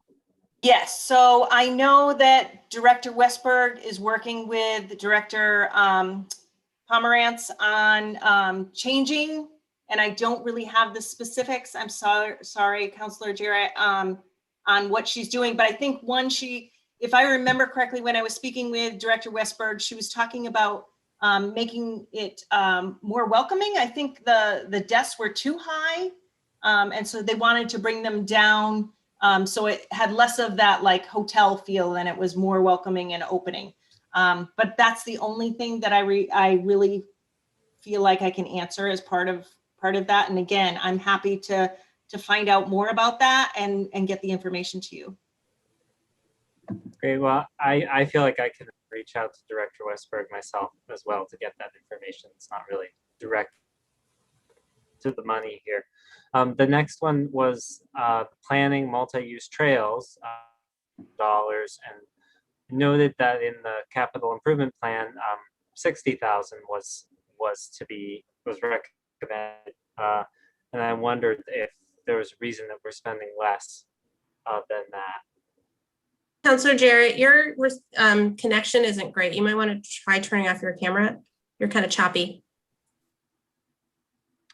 Do you need me to repeat that? No, I think I got the gist of your question, and I was wondering if Director Fiden is still on the call, if maybe he could address that better than I, and I apologize for putting him on the spot. Here he is. I don't know why we were funded for less than we asked for. We're obviously always greedy and would take what we can. We're working on 2 projects for the funds. We have some money from the current fiscal year and some next year. We're working on 2 projects. The current fiscal year is finishing the design of the bike path from Route 10 to Route 66, which is currently in the queue for federal funds in 2025. And our national congressional legislation delegation has been trying to get it in the infrastructure bill that the Biden administration is moving. So we're either going to be in 2025 for that or sooner. So we want to make sure that we're ready. And then we have proposals we've been evaluating now for feasibility studies. So feasibility only for the next 15 years of bike paths, which are a path from Damon Road all the way up to Hatfield, a path from Village Hill all the way to the high school, extending the path that goes to Sandy Hill Road, all the way up to Ryan Road, and then filling the gap in that greenway from Burke's Pit Road to Florence Road. So those are all feasibility. If we get all the money, we can do all the sites. If we get less money, it's easy enough to cut out 1 or 2 of those. So we'd like the funding, but it's certainly not a crisis for us. So and to be clear, we're very, very happy with allocation. Always want more because I'm an advocate, but it's a reasonable allocation for us. Thank you. And then the last one was the DPW traffic calming, and it's 25,000. And I wondered if the specific projects are known. The improvement plan doesn't really talk about specific projects. So again, I apologize since I really wasn't part of building this particular budget. I don't have all the details for that. But again, if you would like, I'm happy to get that information for you and get back to you. Great, that one would be great. Thank you. Okay, thank you. Okay, counselors, any other questions on this? Okay, seeing none, roll call, please, Laura. Councillor Labarge. Councilor Labarge, you're muted.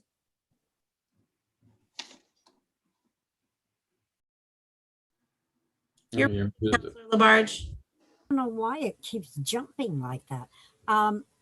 We need to make a motion, so I make a motion for a positive recommendation to full city council.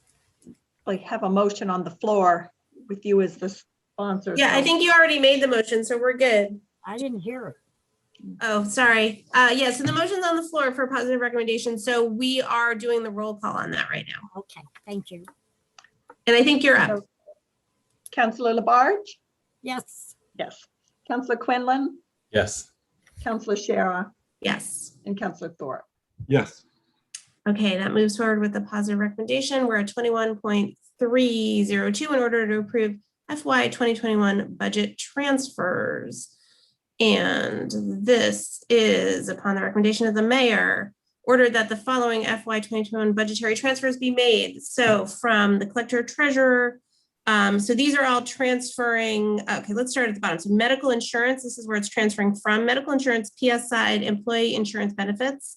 That's $10,088. And it is going to collector treasurer on the PS for longevity, $408. Legal services, OM legal services, $9,458. And health on the OM, office supplies general, $222. So that's a total of $10,088 transferring from medical insurance to those other departments. Is there a positive recommendation to the full council? Second. Motion made by Councilor Quinlan, seconded by Councilor Thorpe. And Director Nardi, anything to say about these? So just a quick, clearly for longevity, the collector treasurer is just over that little bit of amount. Legal services, there were land acquisitions for the roundhouse lot. And also there was a lawsuit that was actually, there was a lot of activity on that this past spring. And then for the health department, they were over in their supplies. That's surprising. Yeah. Councilor Labarge. Yes, so what we're doing is actually we're closing off the books. Is that correct? We're just closing everything. Yes, that is correct. We're closing the books for fiscal year 2021. And I looked at all of the accounts on Monday. And then we are just making the small transfers to make sure that we can close these all out with a zero balance or a positive balance. Thank you. I would like to make a motion with a positive recommendation to full city council. And it looks like you're asking for 2 readings on this also, correct? Yes. Thank you, Councilor Labarge. That is true. If you could, that would be wonderful because it will aid us in closing the books that much faster. Thank you. So that motion was made by Councilor Labarge. Who was the second? Councilor Thorpe? Yes. No, I had made that. Oh, so, okay. Roger that. Okay. Any other questions or discussion? Roll call, please, Laura. Councilor Labarge? Yes. Councilor Quinlan? Yes. Councilor Shara? Yes. And Councilor Thorpe? Yes. Okay, that moves forward with the positive recommendation, and we are at 21.303 in order to surplus city land for affordable and attainable housing at Chapel Street, Oak Street, and Evergreen Road. This is upon the recommendation of Mayor David J. Narkowitz and Planning and Sustainability. Whereas consistent with the city's Sustainable Northampton Comprehensive Plan, Open Space, Recreation, and Multi-Use Trail Plan, Housing Needs Assessment and Strategic Housing Plan, and Unlocking Opportunity and Assessment of Barriers to Fair Housing, the city has a comprehensive limited development funding and regulatory program to create and fund affordable and attainable housing, including surplusing unneeded city-owned land. Whereas in the last year, for example, city efforts include 1, transferring land from a limited development project on Burt's Pit Road for 9 affordable units, 2, authority to transfer land at the former state hospital on Burt's Pit Road for 2 or 3 affordable units, 3, authority to transfer land on Laurel Street for multiple rental affordable units, and 4, authority to transfer land at Woodland Drive from a back tax transaction for an affordable unit. Whereas an inventory of potential city land includes the opportunity to create affordable units available to those earning at or less than 80% of the area median income, and attainable units, the quote, missing middle, end quote, to those who can't afford market rate units, but are not eligible for affordable units at 3 sites. Chapel Street, which is map ID 38A-149 for a 99-year lease. Oak Street, map ID 17C-001 for sale, with a portion of the property being retained by the city for future conservation or recreation uses, and Evergreen Road, assessor's map ID 11A-002 for sale. Whereas with the other recent projects, once city council approval is received, the city will do due diligence and further neighborhood engagement to determine the final parameters and conditions with authority needed to allow the expenditure of those resources, apply for any needed grants or funding, and ensure legislative affordable housing supports for these projects. Ordered that the city council declares these parcels surplus to city needs. Further, that the mayor is authorized to transfer deeds and or leases for the land subject to restrictions and conditions that the mayor imposes to accomplish these needs. Okay, is there a Move motion? a positive recommendation to full council. Second. Motion made by Councilor Quinlan, seconded by Councilor Labarge. And Director Fiden is here to present this or talk about it. I'll be brief given the hour. City Council has done 2 things in recent months that made these possible. The first is you approved a series of zoning changes in the spring that provided more density when we're creating affordable housing and more density when we're creating half-scale units below 800 square feet. And so that solves some of the site constraints for these properties that were sort of making them difficult. And then the other thing that you've done is you've approved CPA funding for a revolving fund for us to look at new properties. In the past, to some extent, we were using block grant money and CPA money to respond to specific development proposals that are before us. When CDBG moved from the mayor's office back to planning office and we were doing our due diligence and speaking to affordable housing providers, one of the things we heard is, besides just being a funding agency, can we help find parcels of land? Because once you have a parcel of land, you can often line up money, but it's finding the parcels of land in the first place that's the challenge. So these let us do that. As you probably know, most of the affordable housing in Northampton is being created and it probably will be being created for the foreseeable future are rental units. That's the way both the federal and state programs are strongly encouraging them. And that makes sense in places like downtown and Florence, and Chapel Street fits that criteria. Affordable housing home ownership is always going to be a niche market. It's hard to get funding, but some of the smaller sites like Oak Street and Evergreen are perfect for that kind of thing. And then the final comment is, as we begin to think about that so-called missing middle, again, that's where these 800 square foot units come in. We sort of play with, is there a way to do both? So the affordable housing zoning only applies if at least 50% of a project is affordable housing. So we're playing with, Evergreen's a good example. Evergreen can at most be 2 units. And again, we have to do due diligence. None of this is guaranteed, but 2 units. But could we do 1 unit that's an affordable unit and 1 unit that's a market rate unit, but it's limited in size to 800 square feet, right? So it's not a deed restriction which scares people away, but the reality is you're not going to find a lot of people earning a household income that lets them in the market in Northampton who want to buy only an 800 square foot unit. So it's a way sort of to meet both areas. Again, we're asking for authority now because we can spend a lot of money doing due diligence. If we know at the end of the day we can do something, we don't know exactly what that will be. You know, when we started Woodland Drive, when I came before council, we thought it would be 2 affordable units and 1 market rate unit.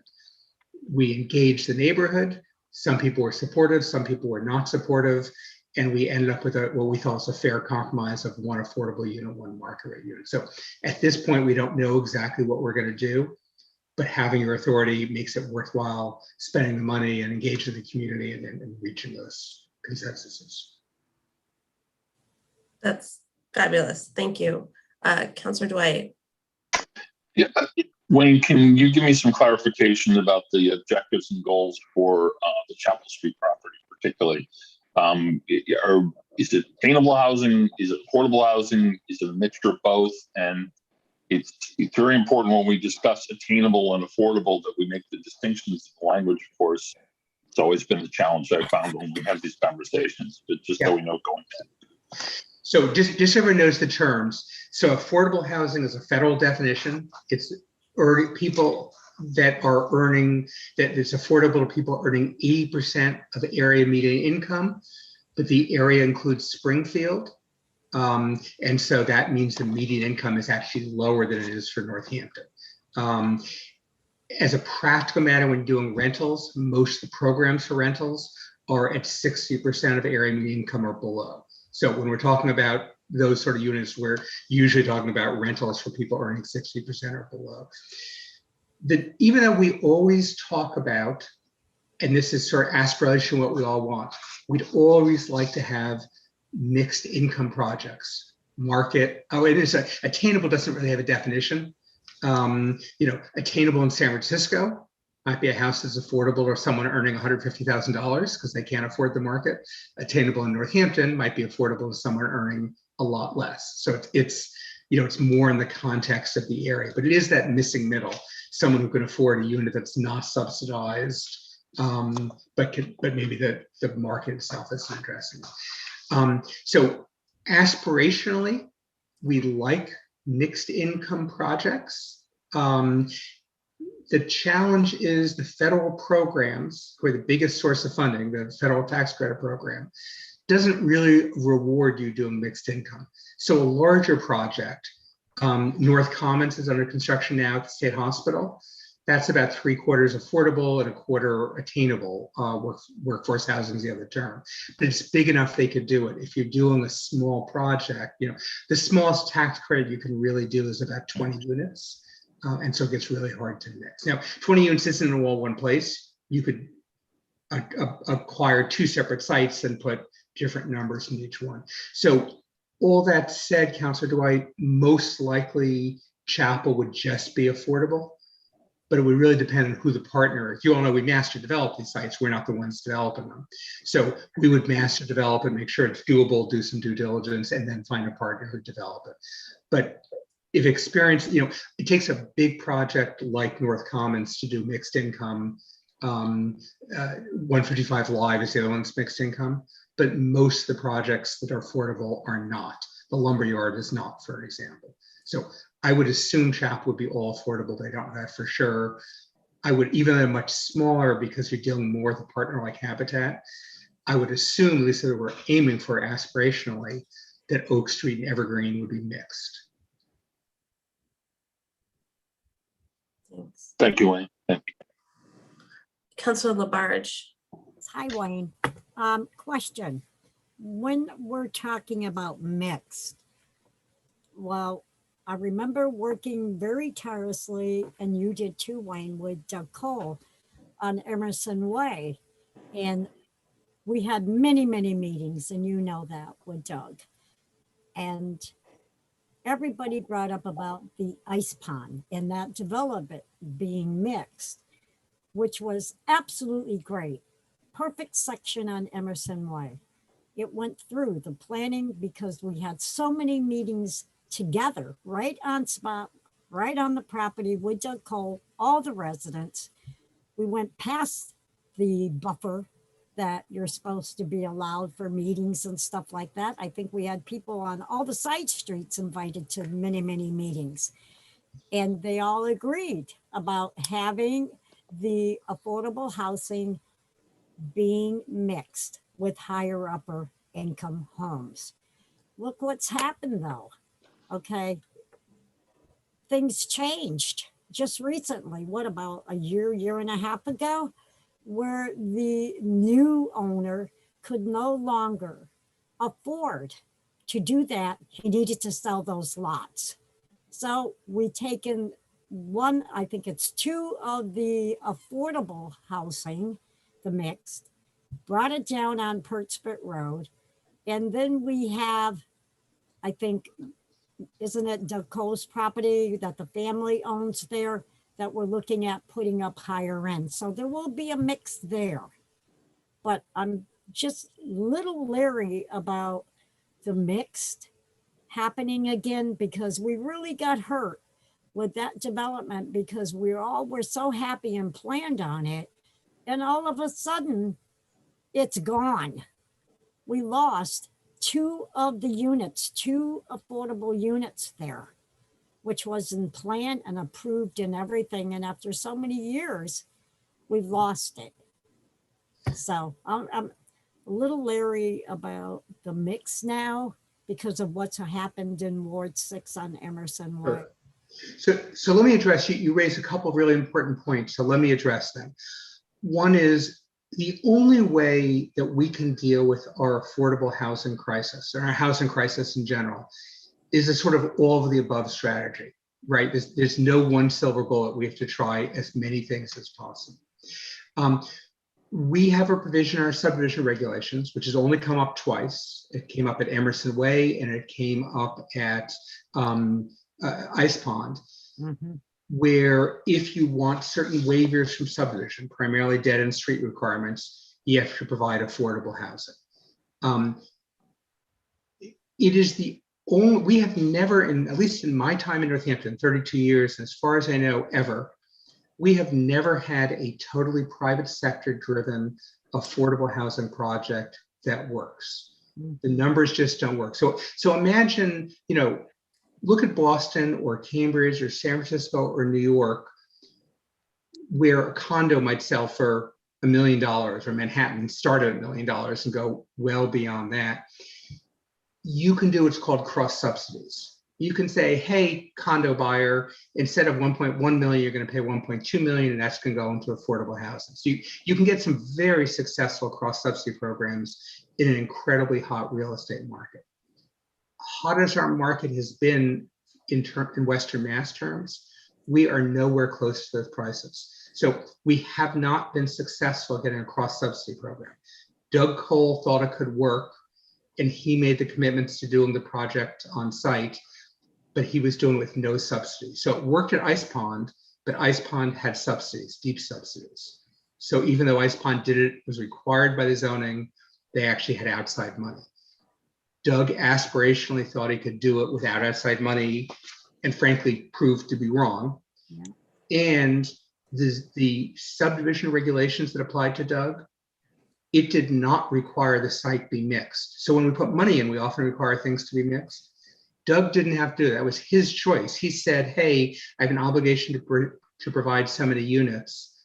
I think I'm going to do them on the site. And so we all said, as you said, Counselor, that's great. We'd love to have that. But that's not the language in our subdivision regs. And so when the numbers didn't work, Doug is since deceased, for those of you who don't know, but Doug's partners said the numbers don't work and the city's not requiring on-site. So ultimately, I mean, we get a lot of private sector projects. I'm not trying to imply it's all nonprofits who do affordable housing, but they're all with deep subsidies. And in our market so far, we think that's the only way that works. And so we're still working with them. They're doing, the final count is they're doing 8 affordable units. 2 are going to be in Emerson Way. At this point, 6 are going to be on Burt's Pit Road. So 3 duplexes. But even those 6, they're still desperately working to make the numbers happen. I'm very happy about that. Any other discussion? Sorry, Councilor Jarrett. Thank you. Director, could you talk about the Oak Street property and how much of it, it talks about a certain amount of it perhaps being conservation? And how is that, how will that be determined? Or So we're going to be doing more due diligence and doing neighborhood meetings. So we just have a concept. 17 years ago, we did literally a background envelope sketch for a neighborhood meeting. And at that point, we showed about 1.3 acres being for affordable housing with this a very thin driveway potential coming in. So the southerly part, you have access onto Oak Street, and the remaining roughly 4 acres being used for some other city purpose. Right now, the sort of informal bicycle jumps, whatever the right term is, but whether it's conservation or bicycles, or it's actually might be a great place to put some stormwater because it's sort of internal basin. And there's the Oak Street stormwater pipe is overwhelmed, but some combination of those things would probably be the 4 acres. We're not planning that at this point. We're doing some due diligence, the entire property to look for wetlands. We've already gotten 3 junk cars out of there. We'll be doing a hazardous waste investigation. Those will be for the entire site. But then we'll move forward in that 1.3 acres and then think about for the future that other land. thank you. And just be clear, I think I said the order plus or minus. So 1.3, or I guess in the cover sheet, 1.3 is my working number. You know, it could be 1.5, it could be 1.1, but that's the right ballpark. Okay, thank you. All right, I just want to offer really huge appreciation to you, Director Fiden, and to Planning and Sustainability for helping identify these possibilities and this sort of much more active involvement that I've seen the city have in you know, creating these opportunities. And I feel like that's a really positive direction that the city's going in terms of being more active in our affordable housing and identifying that property and making those other possibilities for these projects to happen. So thank you so much. I really appreciate sort of this shift that I'm seeing. Thanks. All right, seeing no other comments, roll call please, Laura. Councillor Labarge, Yes. Councillor Quinlan, Yes. Councillor Shara, Yes. and Councillor Thorpe. Yes. Okay, that was the last item. So can someone make a motion to adjourn? To adjourn finance? Second. Motion's made by Councillor Quinlan, seconded by Councillor Thorpe. Roll call please, Laura, on adjourning finance. Councillor Labarge, Yes. Councillor Quinlan, Yes. Councillor Shara, Yes. and Councillor Thorpe. Yes. Okay, we have adjourned out of finance and we're back into the full council, and we are going to take up these financial orders. So these are on first reading. 21.301, order to appropriate FY 2022 cash capital funds to various capital projects. Move approval, please. Second. Motion's made by Councillor Dwight, seconded by Councillor Thorpe. Is there any discussion? Seeing none, roll call please, Laura. Councillor Shara, Yes. Councillor Thorpe, Yes. Councillor Dwight, Yes. Councillor Foster, Yes. Councillor Jarrett, Yes. Councillor Labarge, Yes. Councillor Maori, Yes. Councillor Nash, Yes. and Councillor Quinlan. Yes. Move Okay. suspension of rules, please. Yep. Thank you. Second. Second. Motion made by Councillor Dwight, seconded by Councillor Thorpe for suspension of rules. Any discussion on suspension? Seeing none, roll call please, Laura, on suspending rules. Councillor Thorpe, Yes. Councillor Dwight, Yes. Councillor Foster, Yes. Councillor Jarrett, Yes. Councillor Labarge, Yes. Councillor Maori, Yes. Councillor Nash, Yes. Councillor Quinlan, Yes. and Councillor Shara. Move to approve Yes. second reading. Second. Motion made by Councillor Labarge, seconded by Councillor Dwight to move second reading. Any discussion on second reading? Seeing none, roll call please, Laura. Councillor Dwight, Yes. Counselor Foster, Yes. Counselor Jarrett, Yes. Counselor Labarge, Yes. Counselor Maori, Yes. Counselor Nash, Yes. Counselor Quinlan, Yes. Counselor Shara, Yes. and Counselor Thorpe. Yes. Okay, that passes in 2 readings. We're at 21.302 in order to approve FY 2021 budget transfers. Move approval, please. Second it. Motion made by Counselor Dwight, seconded by Counselor Labarge. Any discussion on first reading? Seeing none, roll call please, Laura. Counselor Foster, Yes. Counselor Jarrett, Yes. Counselor Labarge, Yes. Counselor Maori, Yes. Counselor Nash, Yes. Counselor Quinlan, Yes. Counselor Shara, Yes. Counselor Thorpe, Yes. and Counselor Dwight. Yes. Pass Second. reading, motion made by Counselor Labarge, seconded by Counselor Dwight to suspend rules. Any discussion on suspension of rules? Roll call please, Laura. Counselor Jarrett, Yes. Counselor Labarge, Yes. Counselor Maori, Yes. Counselor Nash, Yes. Counselor Quinlan, Yes. Counselor Shara, Yes. Counselor Thorpe, Yes. Counselor Dwight, Yes. and Counselor Foster. Yes. To approve second reading. Rules are Second. suspended. Motion made by Counselor Labarge, seconded by Counselor Dwight to move second reading. Any discussion on second reading? Roll call please, Laura. Counselor Labarge, Yes. Counselor Maori, Yes. Counselor Nash, Yes. Counselor Quinlan, Yes. Counselor Shara, Yes. Counselor Thorpe, Yes. Counselor Dwight, Yes. Counselor Foster, Yes. and Counselor Jarrett. Yes. Okay, that passes on in second reading, and we're up to 21.303 in order to surplus city land for affordable and attainable housing, Chapel Street, Oak Street, and Evergreen Road. Move approval, please. Second. Motion made by Counselor Dwight, seconded by Counselor Jarrett. Any discussion? Seeing none, roll call please, Laura. Counselor Maori, Yes. Counselor Nash, Yes. Counselor Quinlan, Yes. Counselor Shara, Yes. Counselor Thorpe, Yes. Counselor Dwight, Yes. Counselor Foster, Yes. Counselor Jarrett, Yes. and Counselor Labarge. Yes. Okay, that passes in first reading. I don't, there's not a process note for a second reading, and Wayne's already left, so I assume He didn't ask for one.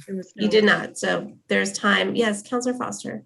I did talk to him about this yesterday by phone and he didn't mention an urgency so I would assume we're okay. Okay, then I guess it can wait till August. Okay, so those are our financial orders. So I think we just need to scoot back up to the consent agenda. Yippee. Yippee. Yippee is right.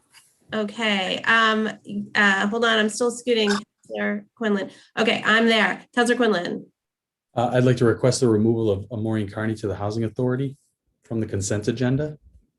Thank you. We'll remove that. I also would like to request the removal of Mary John Adams from the consent agenda. So I'm going to go ahead and read the other items that will separate those two out and we'll vote on the consent agenda. So Laura has been very busy on minutes. So these are the minutes on the consent agenda, May 25th, 2021 special city council meeting minutes. For the budget hearing, May 26, 2021, special city council minutes. For the continuation of the budget hearing, May 27, 2021, special city council minutes. June 3rd, 2021, city council minutes. June 7th, 2021, special city council minutes. Then 21.291, appointment to various committees, all positive recommendations, city services committee. Okay, from the city services committee. So energy sustainability, Ashley Muskrat, 15 Franklin Street, in Northampton, the terms July 2021 to June 2024. It's a reappointment.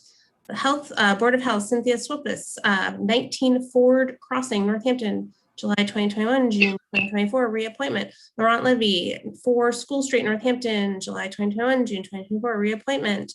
Transportation and Parking Commission, Diana Day, 44 Berkshire Terrace, Apartment 2, Northampton, term July 2021, June 2024. This is to fill a vacancy. Then we're at 21.295, appointments to various committees, all positive recommendations from City Services Committee. Agricultural Commission, Stan Zawalik, 538 Sylvester Road, Florence, term July 2021, June 2024. It's a reappointment. Disability Commission, Jeremy Maycomer Dubs, 20 Hampton Avenue, apartment 301, Northampton, term July 2021, June 2024, reappointment. Linda Keikos, 220 Rocky Hill Road, July 2021, June 2024, reappointment. Northampton Housing Authority Board of Commissioners. Okay, Maureen Carney, I'm going to read it and then we're going to remove this item. Maureen Carney, 13 Church Street, term July 2021, June 2026, fill a vacancy. Council on Aging, Jerry Ann Butler, 46 Autumn Drive, term July 2021, June 2024, reappointment. Ann Romano, 351 Pleasant Street, Unit 6, July 2021, June 2023, to fill a vacancy. Planning Board, Corinne Korat, 28 Bedford Terrace, Apartment 2, Associate Member, July 2021, June 2024. This is to fill a vacancy. Now we're at 21.299, applications for secondhand dealer licenses, Le Bon Ton, LLC, Birdhouse Music, and the Vintage Cellar. Renewed applications for the following: Le Bon Ton, LLC, 150 Main Street, Suite 292. The applicant is Signum Turcomer. Sun Music LLC, DBA Birdhouse Music, 164 Main Street, applicant Glenn Alper. The Vintage Cellar, 11 Bridge Street, applicant Daniel Egan. Now, these are appointments to various committees. These are for referral. Council on Aging, Michael Ford, 6 Massasoit, term July 2021, June 2024. It's reappointment. Historical Commission, Stephen Moga, 89 Marion Street, WMAIA nominee, term August 2021, June 2024, to fill a vacancy as the WMAIA representative. Trust Fund Committee, Joseph Wilhelm III, 54 Prospect Street, August 2021, June 2024, to fill a vacancy. Urban Forestry Commission, Barbara Postal, 44 Washington Avenue, July 2021, June 2024, reappointment. Whiting Street Fund Committee, Mary John MJ Adams, 16 Norwood Avenue, Florence, term August 2021, June 2024, to fill a vacancy. Okay, that is the consent agenda. We are going to remove. I was going to say move approval with the 2 removals. There's a lot of approval stuff, but yeah.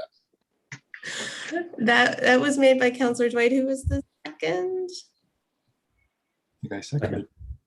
Councilor Thorpe. Okay, Councilor Thorpe was the second. Okay, there's no discussion on the consent agenda. So roll call, please, Laura, on the consent agenda minus those 2 removals. Okay, Councilor Dwight, Yes. Councilor Foster, Yes.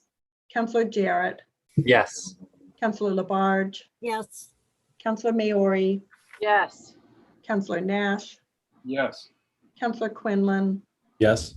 Councilor Shara, Yes. and Councilor Thorpe. Yes.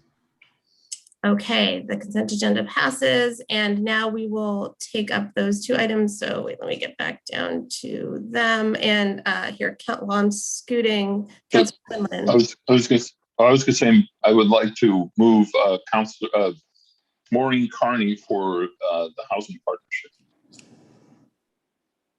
Second. Motion's made by Councilor Dwight, seconded by Councilor Foster. Councilor Quinlan. I just need to say to the people of Northampton that Maureen Carney contributed to my campaign last time. It doesn't exclude me from participating in this deliberation, but I do need to declare. Thank you. I have the same disclosure to make about Maureen Carney and that I am declaring. Okay, so with that done, yes, Councilor Dwight? Actually, I'll defer to Councilor Jarrett first. Councilor Jarrett? I just that this is to the Northampton Housing Authority Board of Commissioners, not the Housing Partnership. Thank you. Did I say thank you? Northampton Housing Authority Board. See, I knew I needed to scoot down to it. Board of Commissioners. Councilor Dwight. I just want to say that while we're speaking of former City Councilor Maureen Carney, I would like to say that I can't describe how grateful I am that she's willing to serve again, and knowing the good work and conscientious labor she invests in her community, and I'm so very happy about this particular point. Indeed. Any other discussion? Okay, roll call, please, Laura, on this appointment. Counselor Foster, Yes. Counselor Jarrett, Yes. Counselor Labarge, Yes. Counselor Maori, Yes. Counselor Nash, Yes. Counselor Quinlan, Yes. Counselor Shara, Yes. Counselor Thorpe, Yes. and Counselor Dwight. Yes. Okay. That moves forward, and moving down to, this is the Whiting, these are, if I remember correctly, these are for referral to city services. This is Whiting Street Fund Committee, Mary John MJ Adams of 60 Norwood Avenue. Move approval of MJ Adams for appointment. Motion is made by Councilor Dwight, seconded by Councilor Labarge. And I will just make that same disclosure that I made previously, that MJ has contributed to my campaign, but does not keep me from voting on this or impact my my ability to vote on this referral to city services. Any other discussion? Councilor Dwight. Just want to say that since MJ is also a remarkable contributor to this community, and MJ has devoted herself to the good works of Northampton on volunteering committee, but also she's noted for her work with Habitat as well. And another appointment that I'm very grateful to see. Thank you for sharing that. Okay, any further discussion? Roll call, please, Laura. Counselor Jarrett, Yes. Counselor Labarge, Yes. Counselor Maori, Yes. Counselor Nash, Yes. Counselor Quinlan, Yes. Counselor Shara, Yes. Counselor Thorpe, Yes. Counselor Dwight, Yes. and Counselor Foster. Yes. Okay, that appointment gets referred to city services, and I believe I hope we finished the agenda, because mine is acting a little bit squirrely and I am not seeing some of it. So you all will tell me if I missed anything. Yes? No, you haven't missed a thing. I move to adjourn. Second. Second. Motion made by Councilor Dwight, seconded by Councilor Quinlan to adjourn. Laura, roll call, please, on adjourning. Counselor Labarge, Yes. Counselor Maori, Yes. Counselor Nash, Yes. Counselor Quinlan, Yes. Counselor Shara, Yes. Counselor Thorpe. Sounds like, I think I heard yes. Counselor Dwight, Yes. Counselor Foster, Yes. and Counselor Jarrett. Yes. Excellent. Thank you, everyone. We are adjourned. Thank you so much. Thank you for these really, really good conversations that we had tonight. I really appreciate everyone's participation. We will see you in August. Thank you. Good night, everyone. Good night. Thank you, Prez. Thank you.